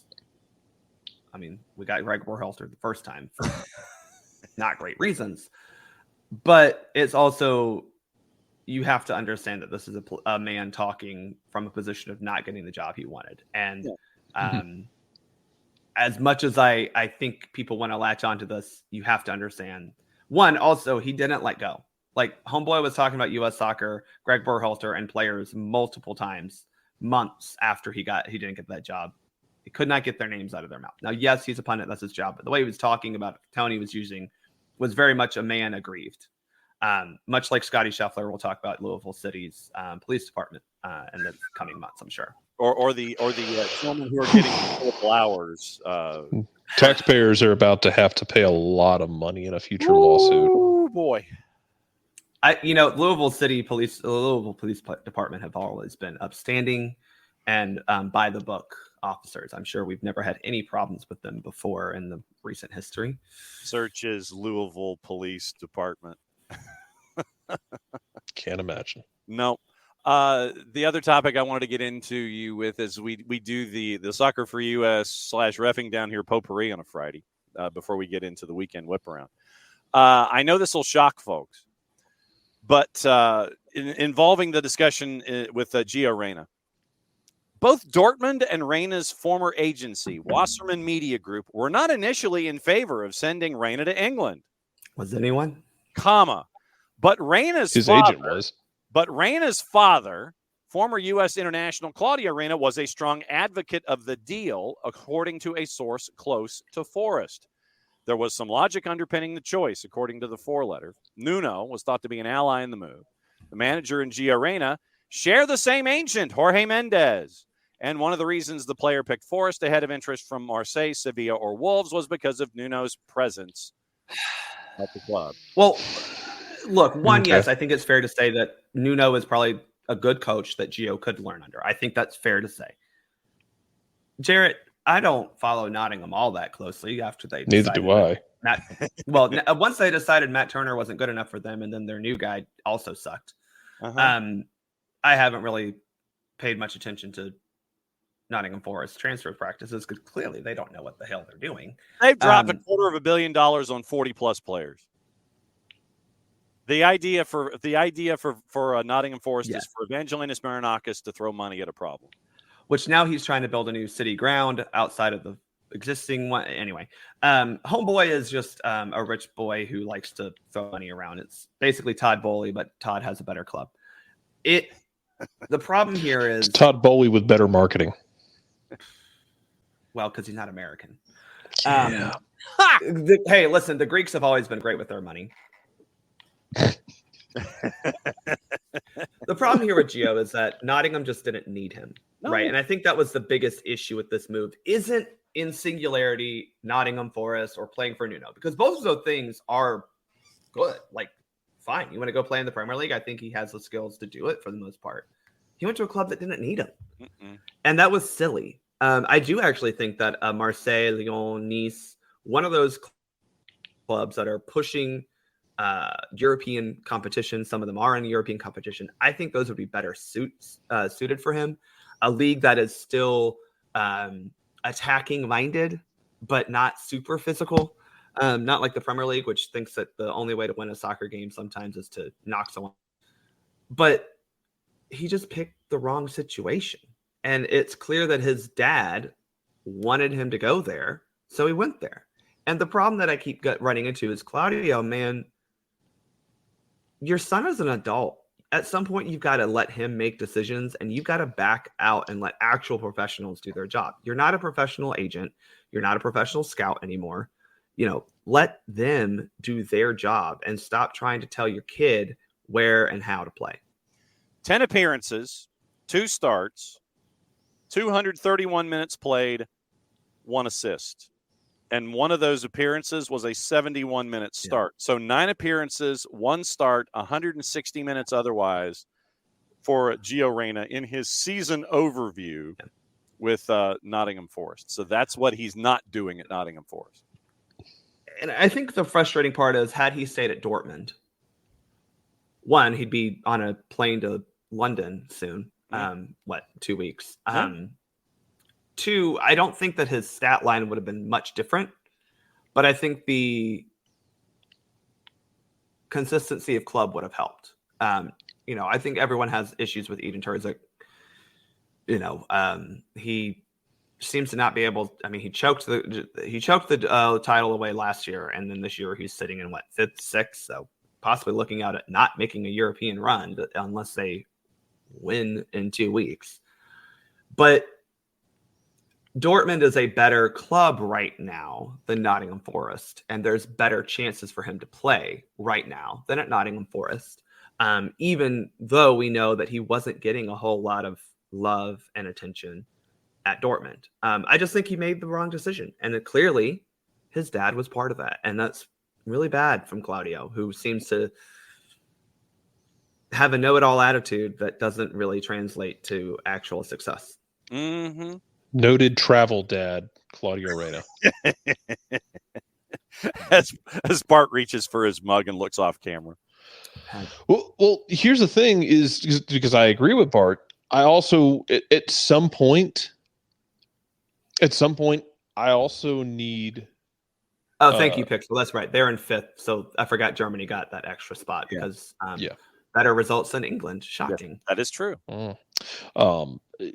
At some point, Claudio's got to let his kid grow up, but also at some point, I keep waiting for Gio to basically tell his dad to kick rocks because you're an adult.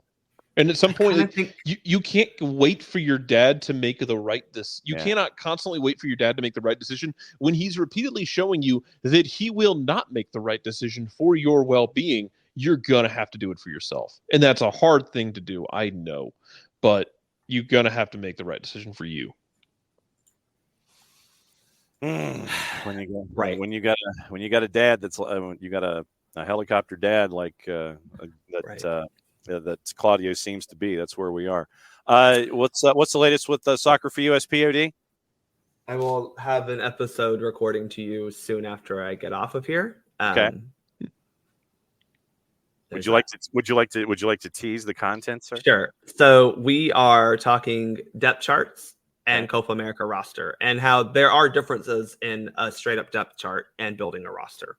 Yes. As you'll see, in the episode. Obviously, we talked before when we were recording. It wasn't official that we would get 26 players, so we did a 23-man, and then said, okay, but at this position, this player is probably likely to get called up if 26 is happening, because we kind of figured it would. Shaq Moore, congratulations. I'm joking. Gary Smith is not the only reason Nashville is not good. But hey, they're probably going to beat us this Saturday because we're also not good. Oh boy, it is a weekend preview filled with optimism. As always, I'm just really excited that at some point tonight I'll be paying a live band to play a cover of one of my favorite songs, and that is worth the trip to Nashville alone. What happens tomorrow happens. Do you have parking, sir? I have parking. Yeah, Okay. Sorry, Abby. I already bought parking. Just checking. Because Are you going to be? I already have tickets, so.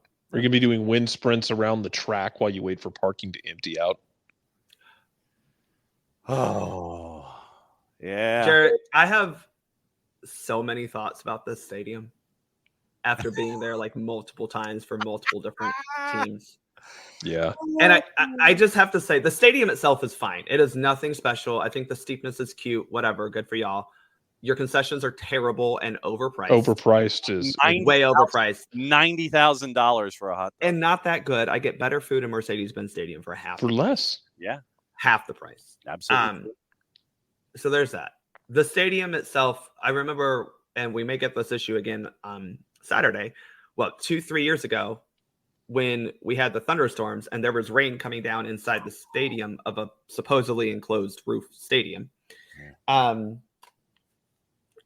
That isn't even to begin with the actual location they chose and the just general lack of public transportation in Nashville in general to compound a problem where you put a stadium that wasn't really fit for actual pedestrian or car transportation.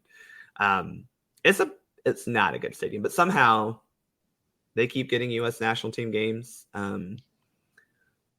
They keep getting love and appreciation outside of it being at best mid.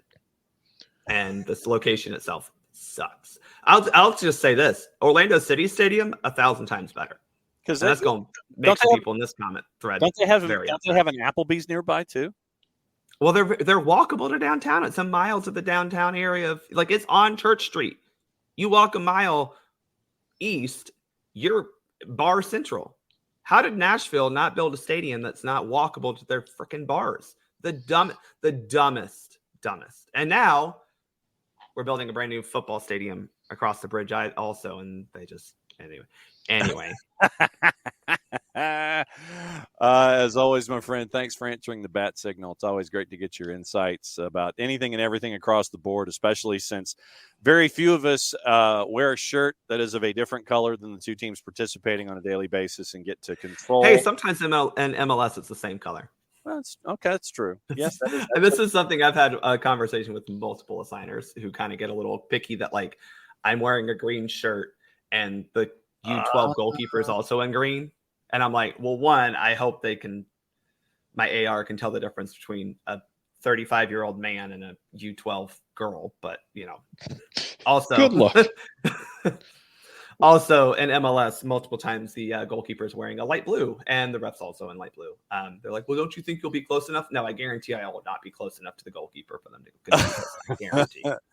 I hope that there is nothing left on the floor that will create any kind of problems with leaks and erosion and everything that happened this morning with the mug. And may all the sugar have been picked up. May all of the liquid been picked up, and may your kitchen be in one piece. The coffee got made, so that's what is important. I'm looking forward to coffee tomorrow morning in Nashville drinking it and hanging out with all the wonderful, reportedly 1,300 or 1,200 Atlanta United fans making the trip up to Nashville. But remember, the English think that, like, a trip to Nashville for us, which is our closest road trip, is like worthy of a news story in England. They sent 400 fans all the way to God knows where, 3.5 hours away in such a long, arduous trip. Yeah, I'm amazed no one died of dysentery and you managed to collect enough meat. And they have trains that take them there, Jarrett. That's the thing that I'm like, y'all don't even have to drive. Yes. You can hop on a train. You know what happens during the Euros? Everyone in Scotland hops on a train, pops open a bottle of Buckfast, and gets absolutely ripped before the train gets halfway to Trafalgar. Jarrett, the only reason why I wanted the Women's World Cup in the Belgian bid is for the trains. That said, planning right now, support me at buymeacoffee.com/SoccerForUSPod. He's planning a trip. Getting his Brazil trip already figured out. No, planning trips to Switzerland for next summer's Women Euros. Yes. And you can get to all of the stadiums via train. You know what Nashville does not have? A train connecting to it. They do not. They absolutely. But they have a goal. The closest you can get is Chattanooga. Yeah. Yeah. You have. Yes. I have. They barely have buses in this city. Y'all, Nashville, listen to me. If y'all want to be a real city, run more buses and maybe build a trolley line that goes down Broadway. I'm just saying, close Broadway. Why Broadway has cars on it ever is insanely idiotic. Yeah. But then again, that state doesn't, Yeah. There was there was one other thing. John, a bar not you, ropes. A bar bicycle. A bar bicycle.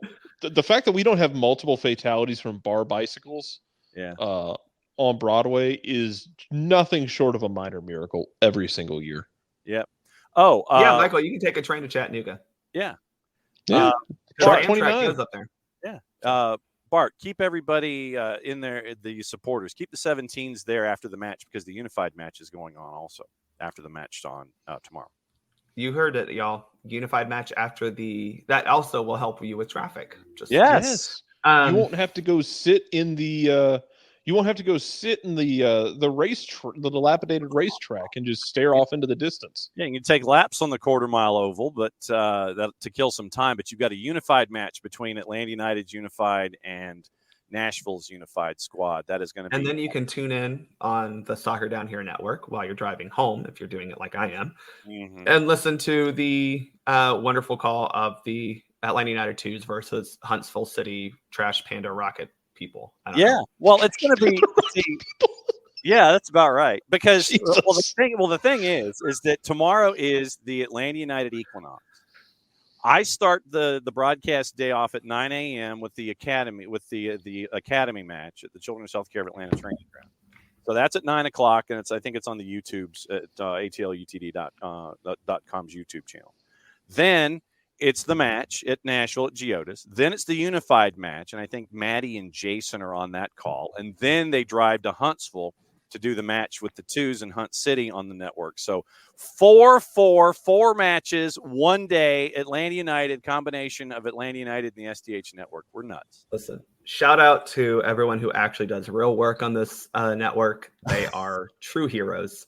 And they just let me come on here and yap on occasion. We're insane. We're all insane. We're all insane on various levels, my friend. But that's none of us make good decisions. It's fine. If we weren't all crazy, we'd all go insane. RIP to the legend. I can't listen. I can't listen to the network because it's still rough for me.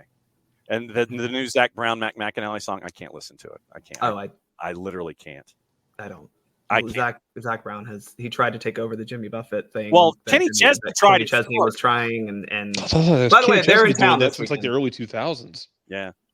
Kenny Chesney tried it first, and I was like, nah, brah. No one can do Jimmy Buffett the way Jimmy Buffett does, mainly because he almost broke the FCC. Well, no, Jarrett already he grew up there. Jarrett already did.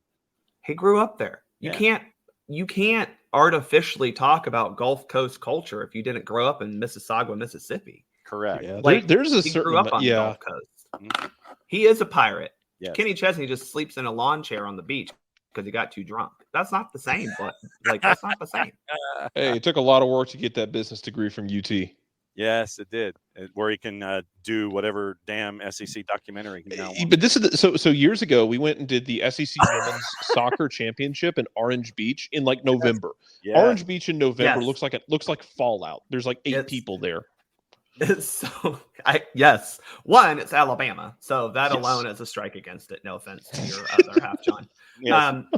But But that's also more like that's like Soganofla anyway. That's more like coast.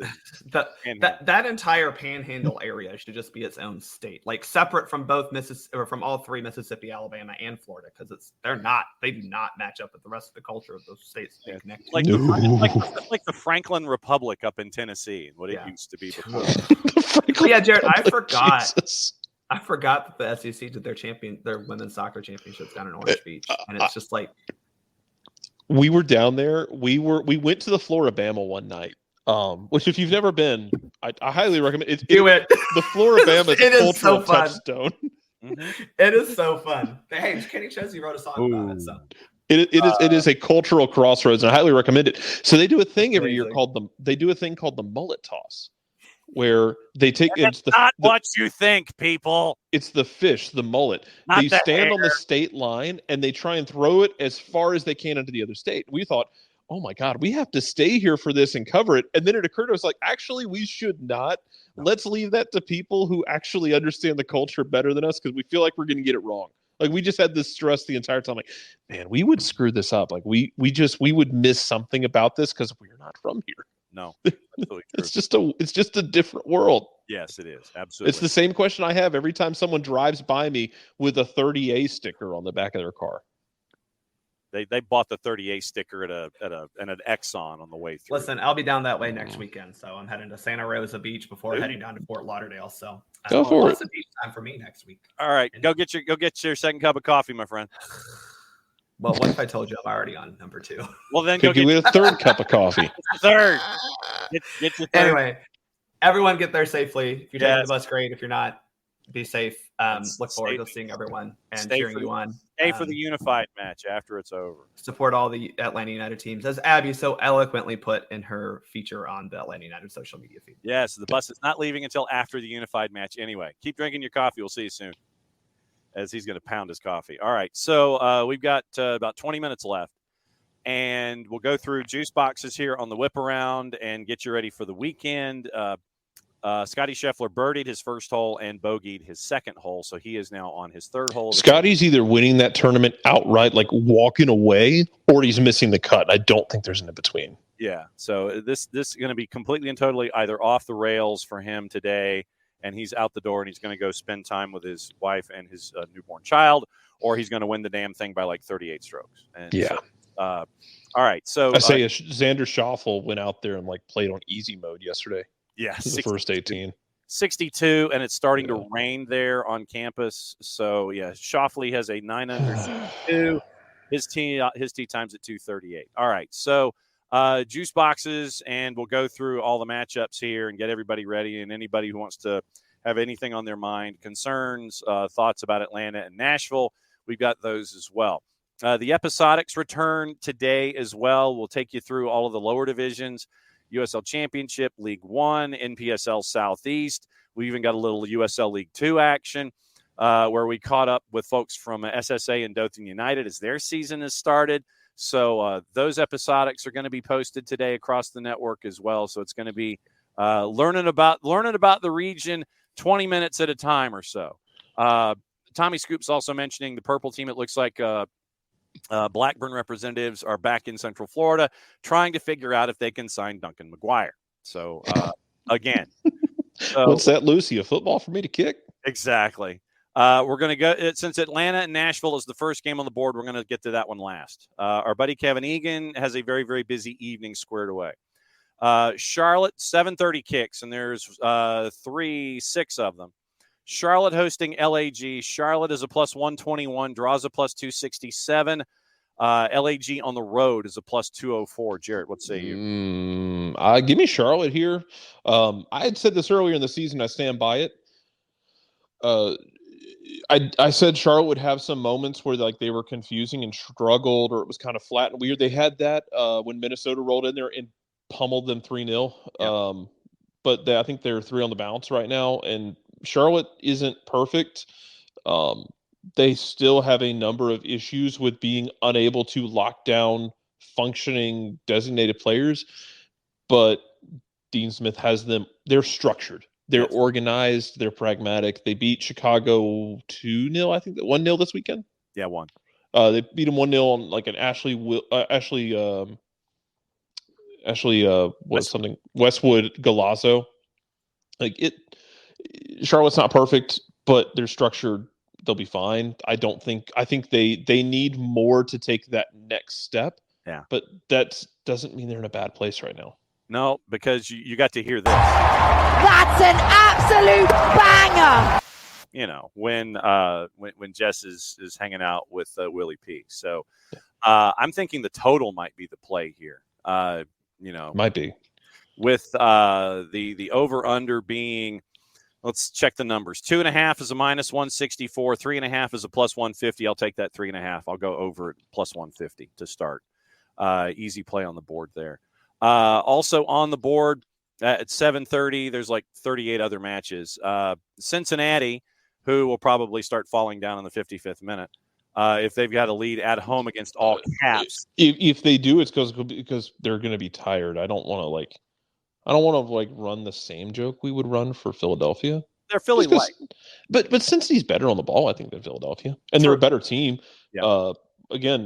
I said early in the season, like Philadelphia, when they were unbeaten, like kind of felt like Philly was in that mode where like it gets really tiring when you talk about a team that's playing well, but the results don't show it. Yeah. Philly was a team that wasn't playing great, and the results were overachieving to the way they were playing. Yeah. Philly's now four to the bad. Yeah, 4 to the bad at home, man.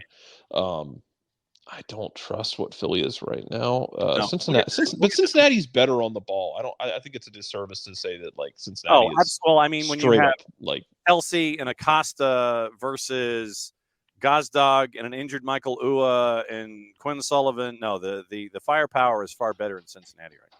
Yeah, I think they're better on the ball. They're better structured. They've got if Cincinnati doesn't spit the bit against Columbus, Cincinnati's probably going to play an MLS Cup final last year, and I would have taken them against LAFC. Yep. So all caps is a plus 313 on the road. Your draw is a plus 289. FC Cincinnati's a minus 1.25. Messi and friends hosting DC United. I would probably take the over in this one all day long. Messi and friends are a minus 213. Is Messi playing? Don't know yet. And even Benteke might take care of it on his own. And the defense for Messi and friends being what it is. Messi and do friends, they have a 19-year-old guarding Benteke? They might. Well, if they put Krivtsov in there, it's probably just as effective. Messi and friends are a minus 213. Draws a plus 401. DC United to win in Fort Lauderdale is a plus 465. You're thinking draw, aren't you? You're thinking that draw or at least the total. Yeah, I'm thinking. Give me the draw. Whatever. Mm-hmm. We mentioned Philadelphia. Philadelphia is on the road to Foxborough to take on the stagnant Caleb Porters. The Revs are a plus 173. Draws a plus 257, and Philadelphia on the road is favored as a plus 144. That should show you A, what the world thinks about Philly, and B, what the world thinks about the Revs. Yeah, because there's not much trusting really anybody right now. Fine, whatever. Give me Philadelphia. I'm not going to enjoy picking Philadelphia here because I think, like I said, I think Philly has a myriad of issues they need to work through. And maybe they lasted because I talked about this with Rich about did you hang on a year too long? Does Curtin trust the kids? Blah blah blah. Yeah. But man, somebody in record time broke Caleb. So yeah, absolutely. Never seen him break that fast.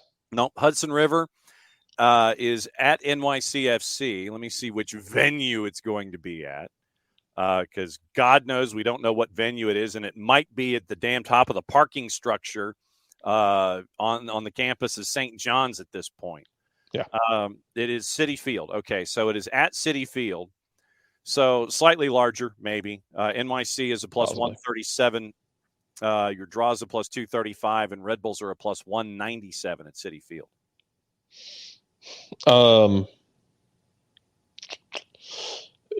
Give me Red Bulls. I know this is a classic throw out the records kind of thing, and Throw out the records when these two teams play. But also shout out, man, to shout out to New York City for for having for kind of realizing they had balls when they beat Philadelphia. Yeah. Nick Cushing is lasting longer than I thought he would. Yes, that's where I'm at with them. Copa Canadiense, Toronto hosting CF Montreal at BMO. Toronto FC is a minus 115. CF Montreal, had 98 injuries. Toronto is missing 23 people. Yeah, and so CF Montreal is a plus 298 heading to BMO. Draws a plus 270. Everyone is out for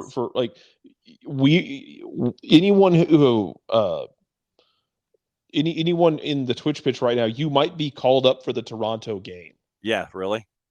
You've got 8:30s. Austin hosting Sporting Kansas City at Q2. Austin's a plus 116 at home. Draws a plus 265, and Sporting is a plus 211. Austin just keeps. Austin just refuses to die. Yeah, rather rudely, I might add. Yeah. I'm interested in Austin. Yeah. Okay. So plus 116. I don't have a good reason. No. Fire and Crew at 8:40. Crew. Yeah, don't think about it. No, the Fire RMS. They are. Remember, the only reason they didn't get bludgeoned by Atlanta is that Atlanta basically refused to finish in Chicago, and everyone else is doing the job. And I'd still like to know if they reached out to Jesse Marsh to manage that team. Yeah, maybe he said no. I'm interested in that answer. Yep. So Crew are a plus 127 on the road, so you can get Crew on the plus side at a plus 127 going to Chicago. Oh, heck yeah. At a plus 190. I don't care. I think Crew has Conca Champions coming up too. They're getting June 1st. June 1st, yeah. So, they're still take them. Yeah. Copa Teja at Hell in a Shell. Houston's a minus 128 hosting FC Dallas, who's a plus 366. I don't think there's no brain attached to that one. Yeah, don't think about it.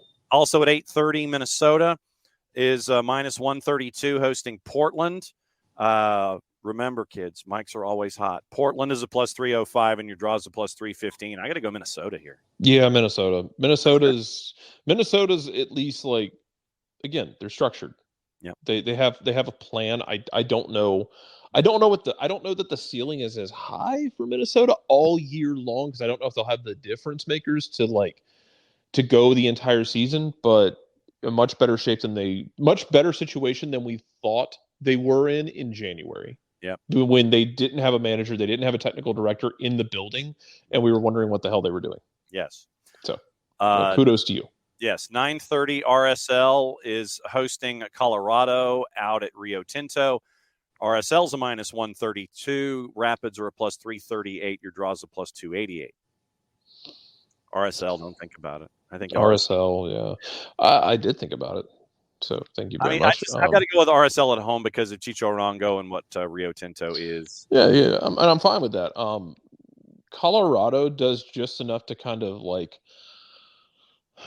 occasionally pop you in the nose. Yes, but again, I think Armas might actually have something going there. Yeah. We'll see. Yeah. Take time. 10:30s, your Earthquakes are hosting the Purple Team. Earthquakes on the plus side at a plus 133. Draws nobody wins here. And Orlando's a plus 192. Nobody's winning here. Everyone loses. The other 10:30, Seattle hosting Vancouver in Cascadia. Seattle's a minus 118. Vancouver's a plus 309. I don't care.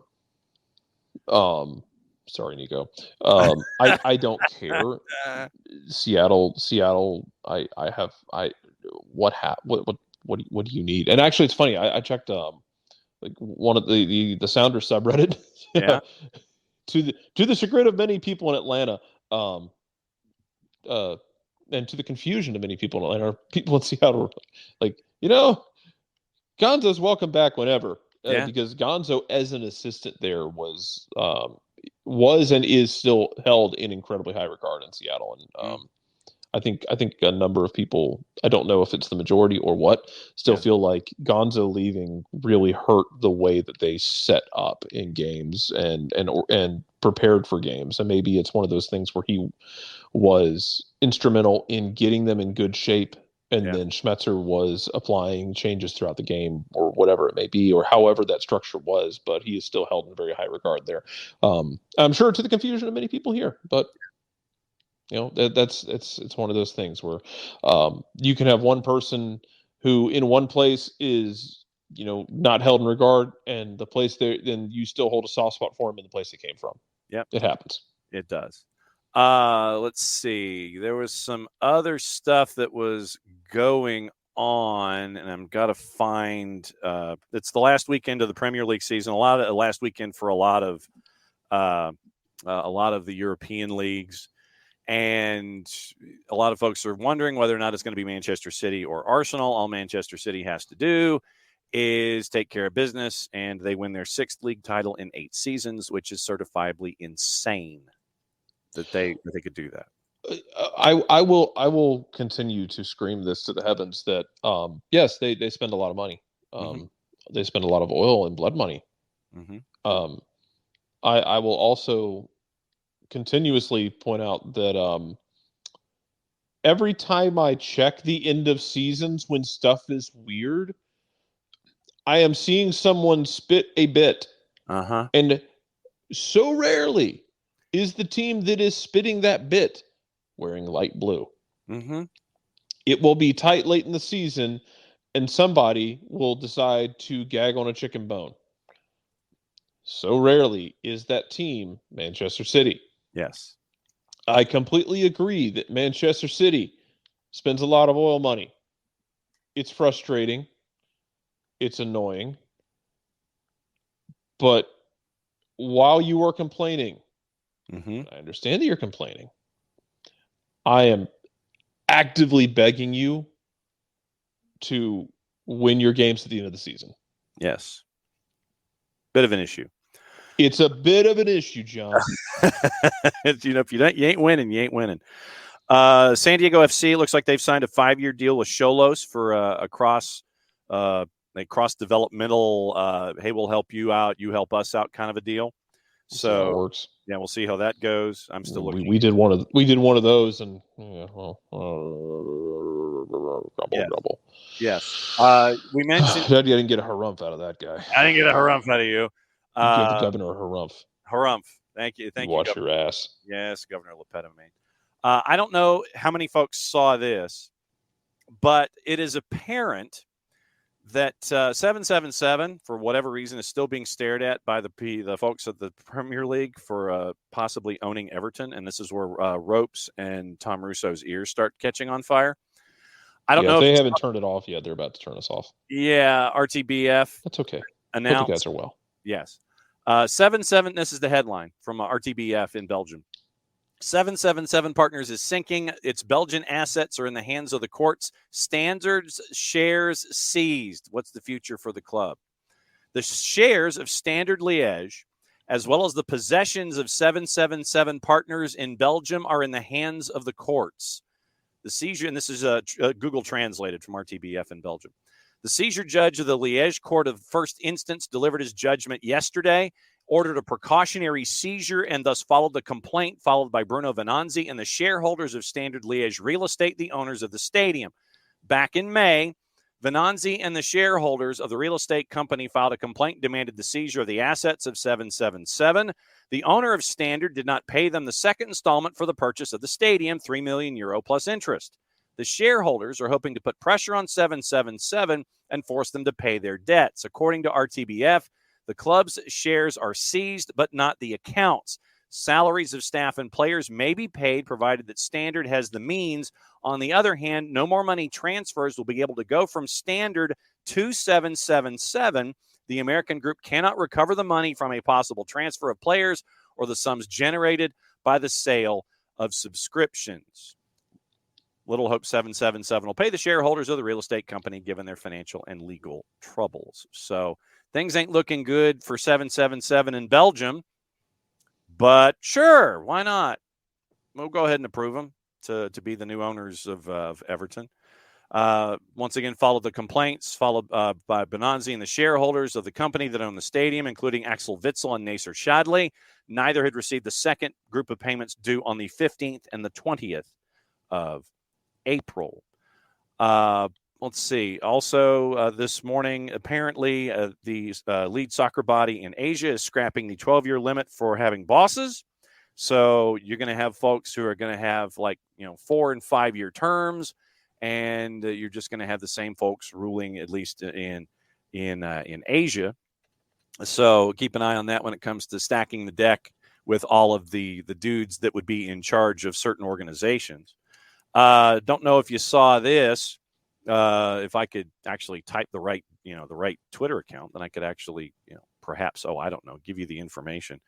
In Australia, an argument with an A-League ref ended in corruption charges. Okay. Vince Rugari. Build on that. Yes. Ulysses Davila was angry, according to the article in the Sydney Morning Herald. In retrospect, perhaps much angrier than he needed to be when referee Alireza Fagani didn't show a yellow card to Melbourne Victory's defender Damien De Silva for a challenge on him during a fixture in November.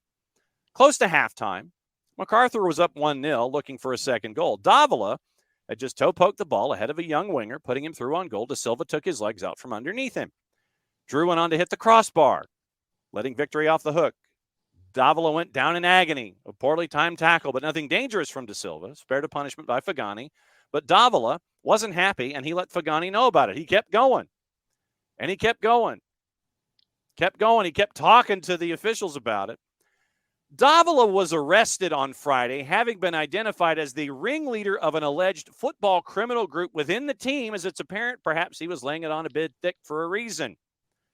Yellow card markets are ripe for exploitation in this way across world football. Deliberately getting booked for dissent would be a particularly inventive way to go about it. Davila is alleged to have engaged in spot fixing, manipulating the number of yellow cards shown at the instruction of a man from South America and convincing two of his teammates to do the same. Bacchus, another player, was charged. Kieran Bacchus, a 32-year-old midfielder for Sydney Wanderers, earned a yellow card for a tackle against Sydney FC. Bacchus was also charged by police on Friday, engaging in conduct that corrupts a betting outcome of an event, as was a third yellow card recipient for shoving a player. So a yellow card betting plot. Police allege Davila organized for Bacchus, Lewis, and one other MacArthur FC player to be paid $10,000 each if they could also intentionally attract yellow cards during matches, and that unsuccessful attempts were made in 2 other matches before the defeat in the A-League elimination final on May 4th. So you've got yellow card fixing, and police are seeking to question a 4th player who's currently interstate about his involvement. Sources close to the club fear a 5th player might be implicated. So you have the Office of Responsible Gambling is keeping an eye on this one. But yeah, so apparently Office of Responsible Gambling and a branch off of the William J. LaPetame Gambling Casino for the Insane. Yes. So corruption charges for 3 and possibly as many as 5 players in Australia. Where's Bam when you need him? Probably yelling about the AFL. Yes. Absolutely. Not the Arena League that is collapsing around its ears stateside, but that Jeff Fisher is now running, by the way. Yeah.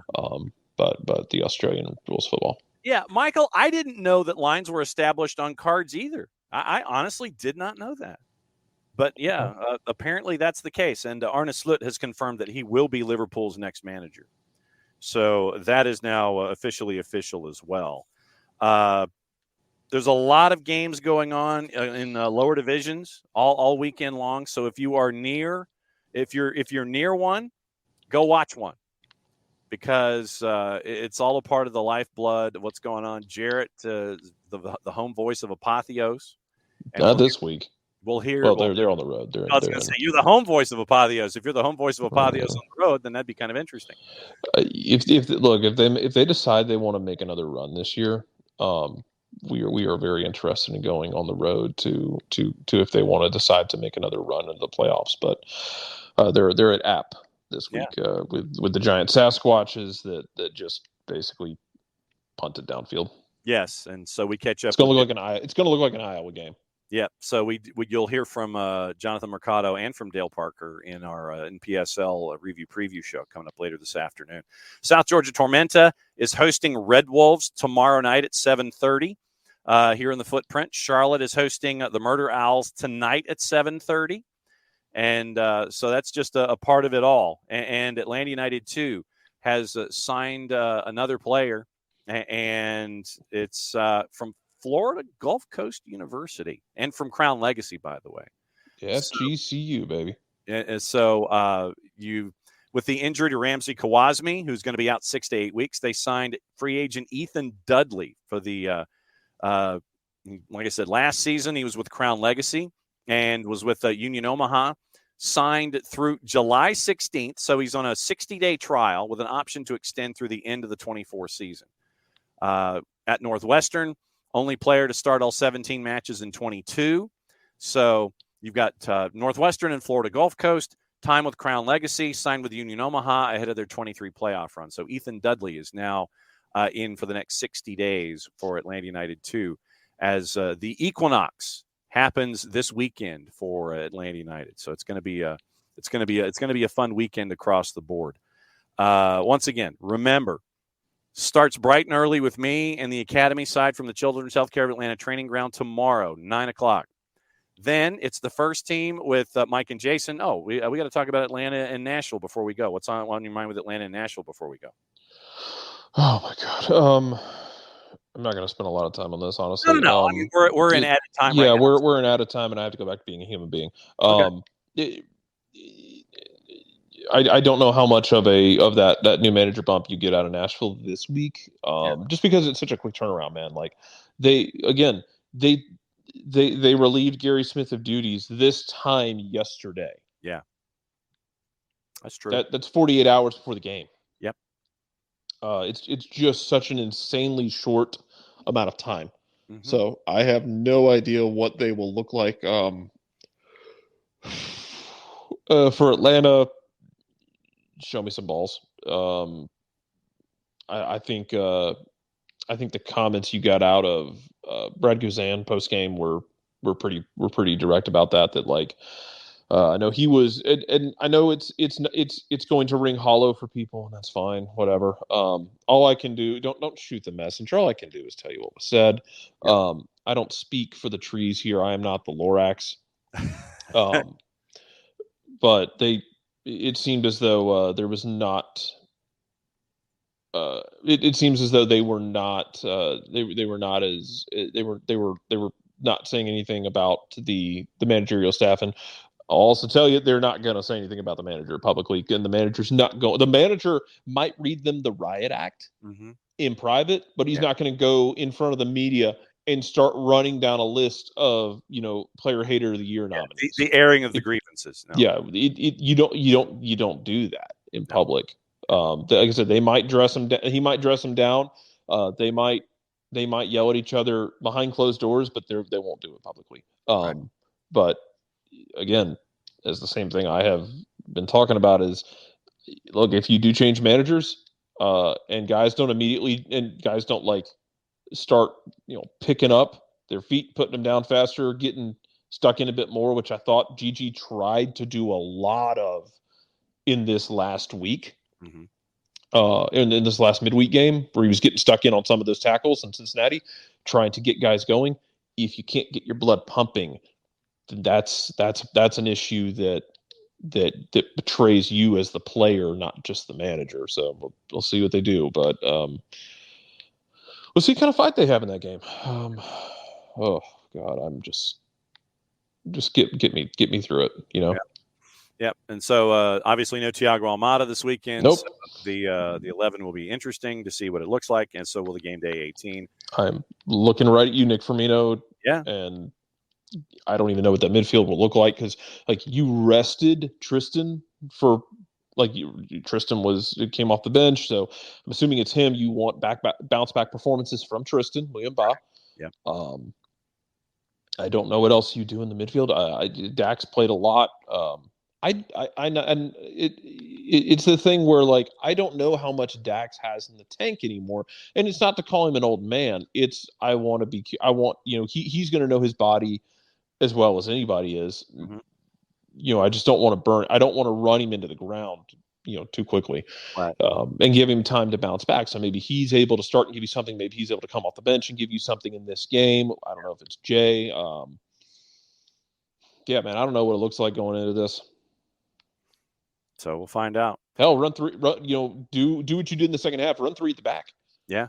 Treat Wiley and Brooks as wingbacks. Mm-hmm.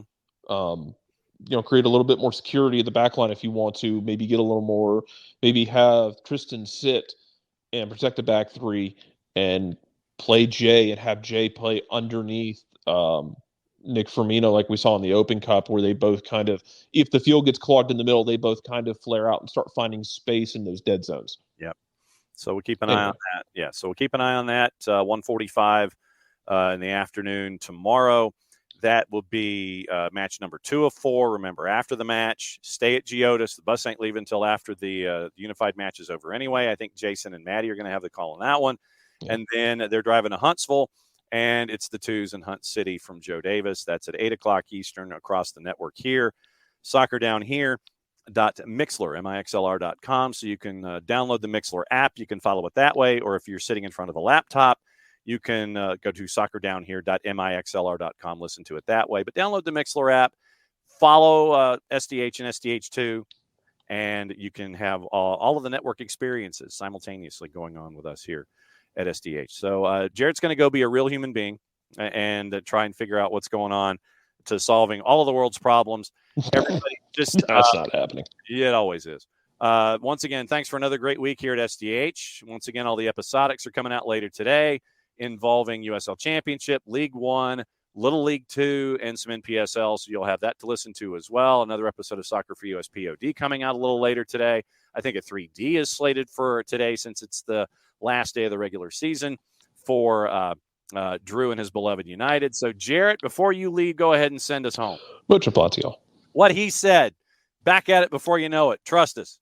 Mucho Platiel. Play it safe. Bye.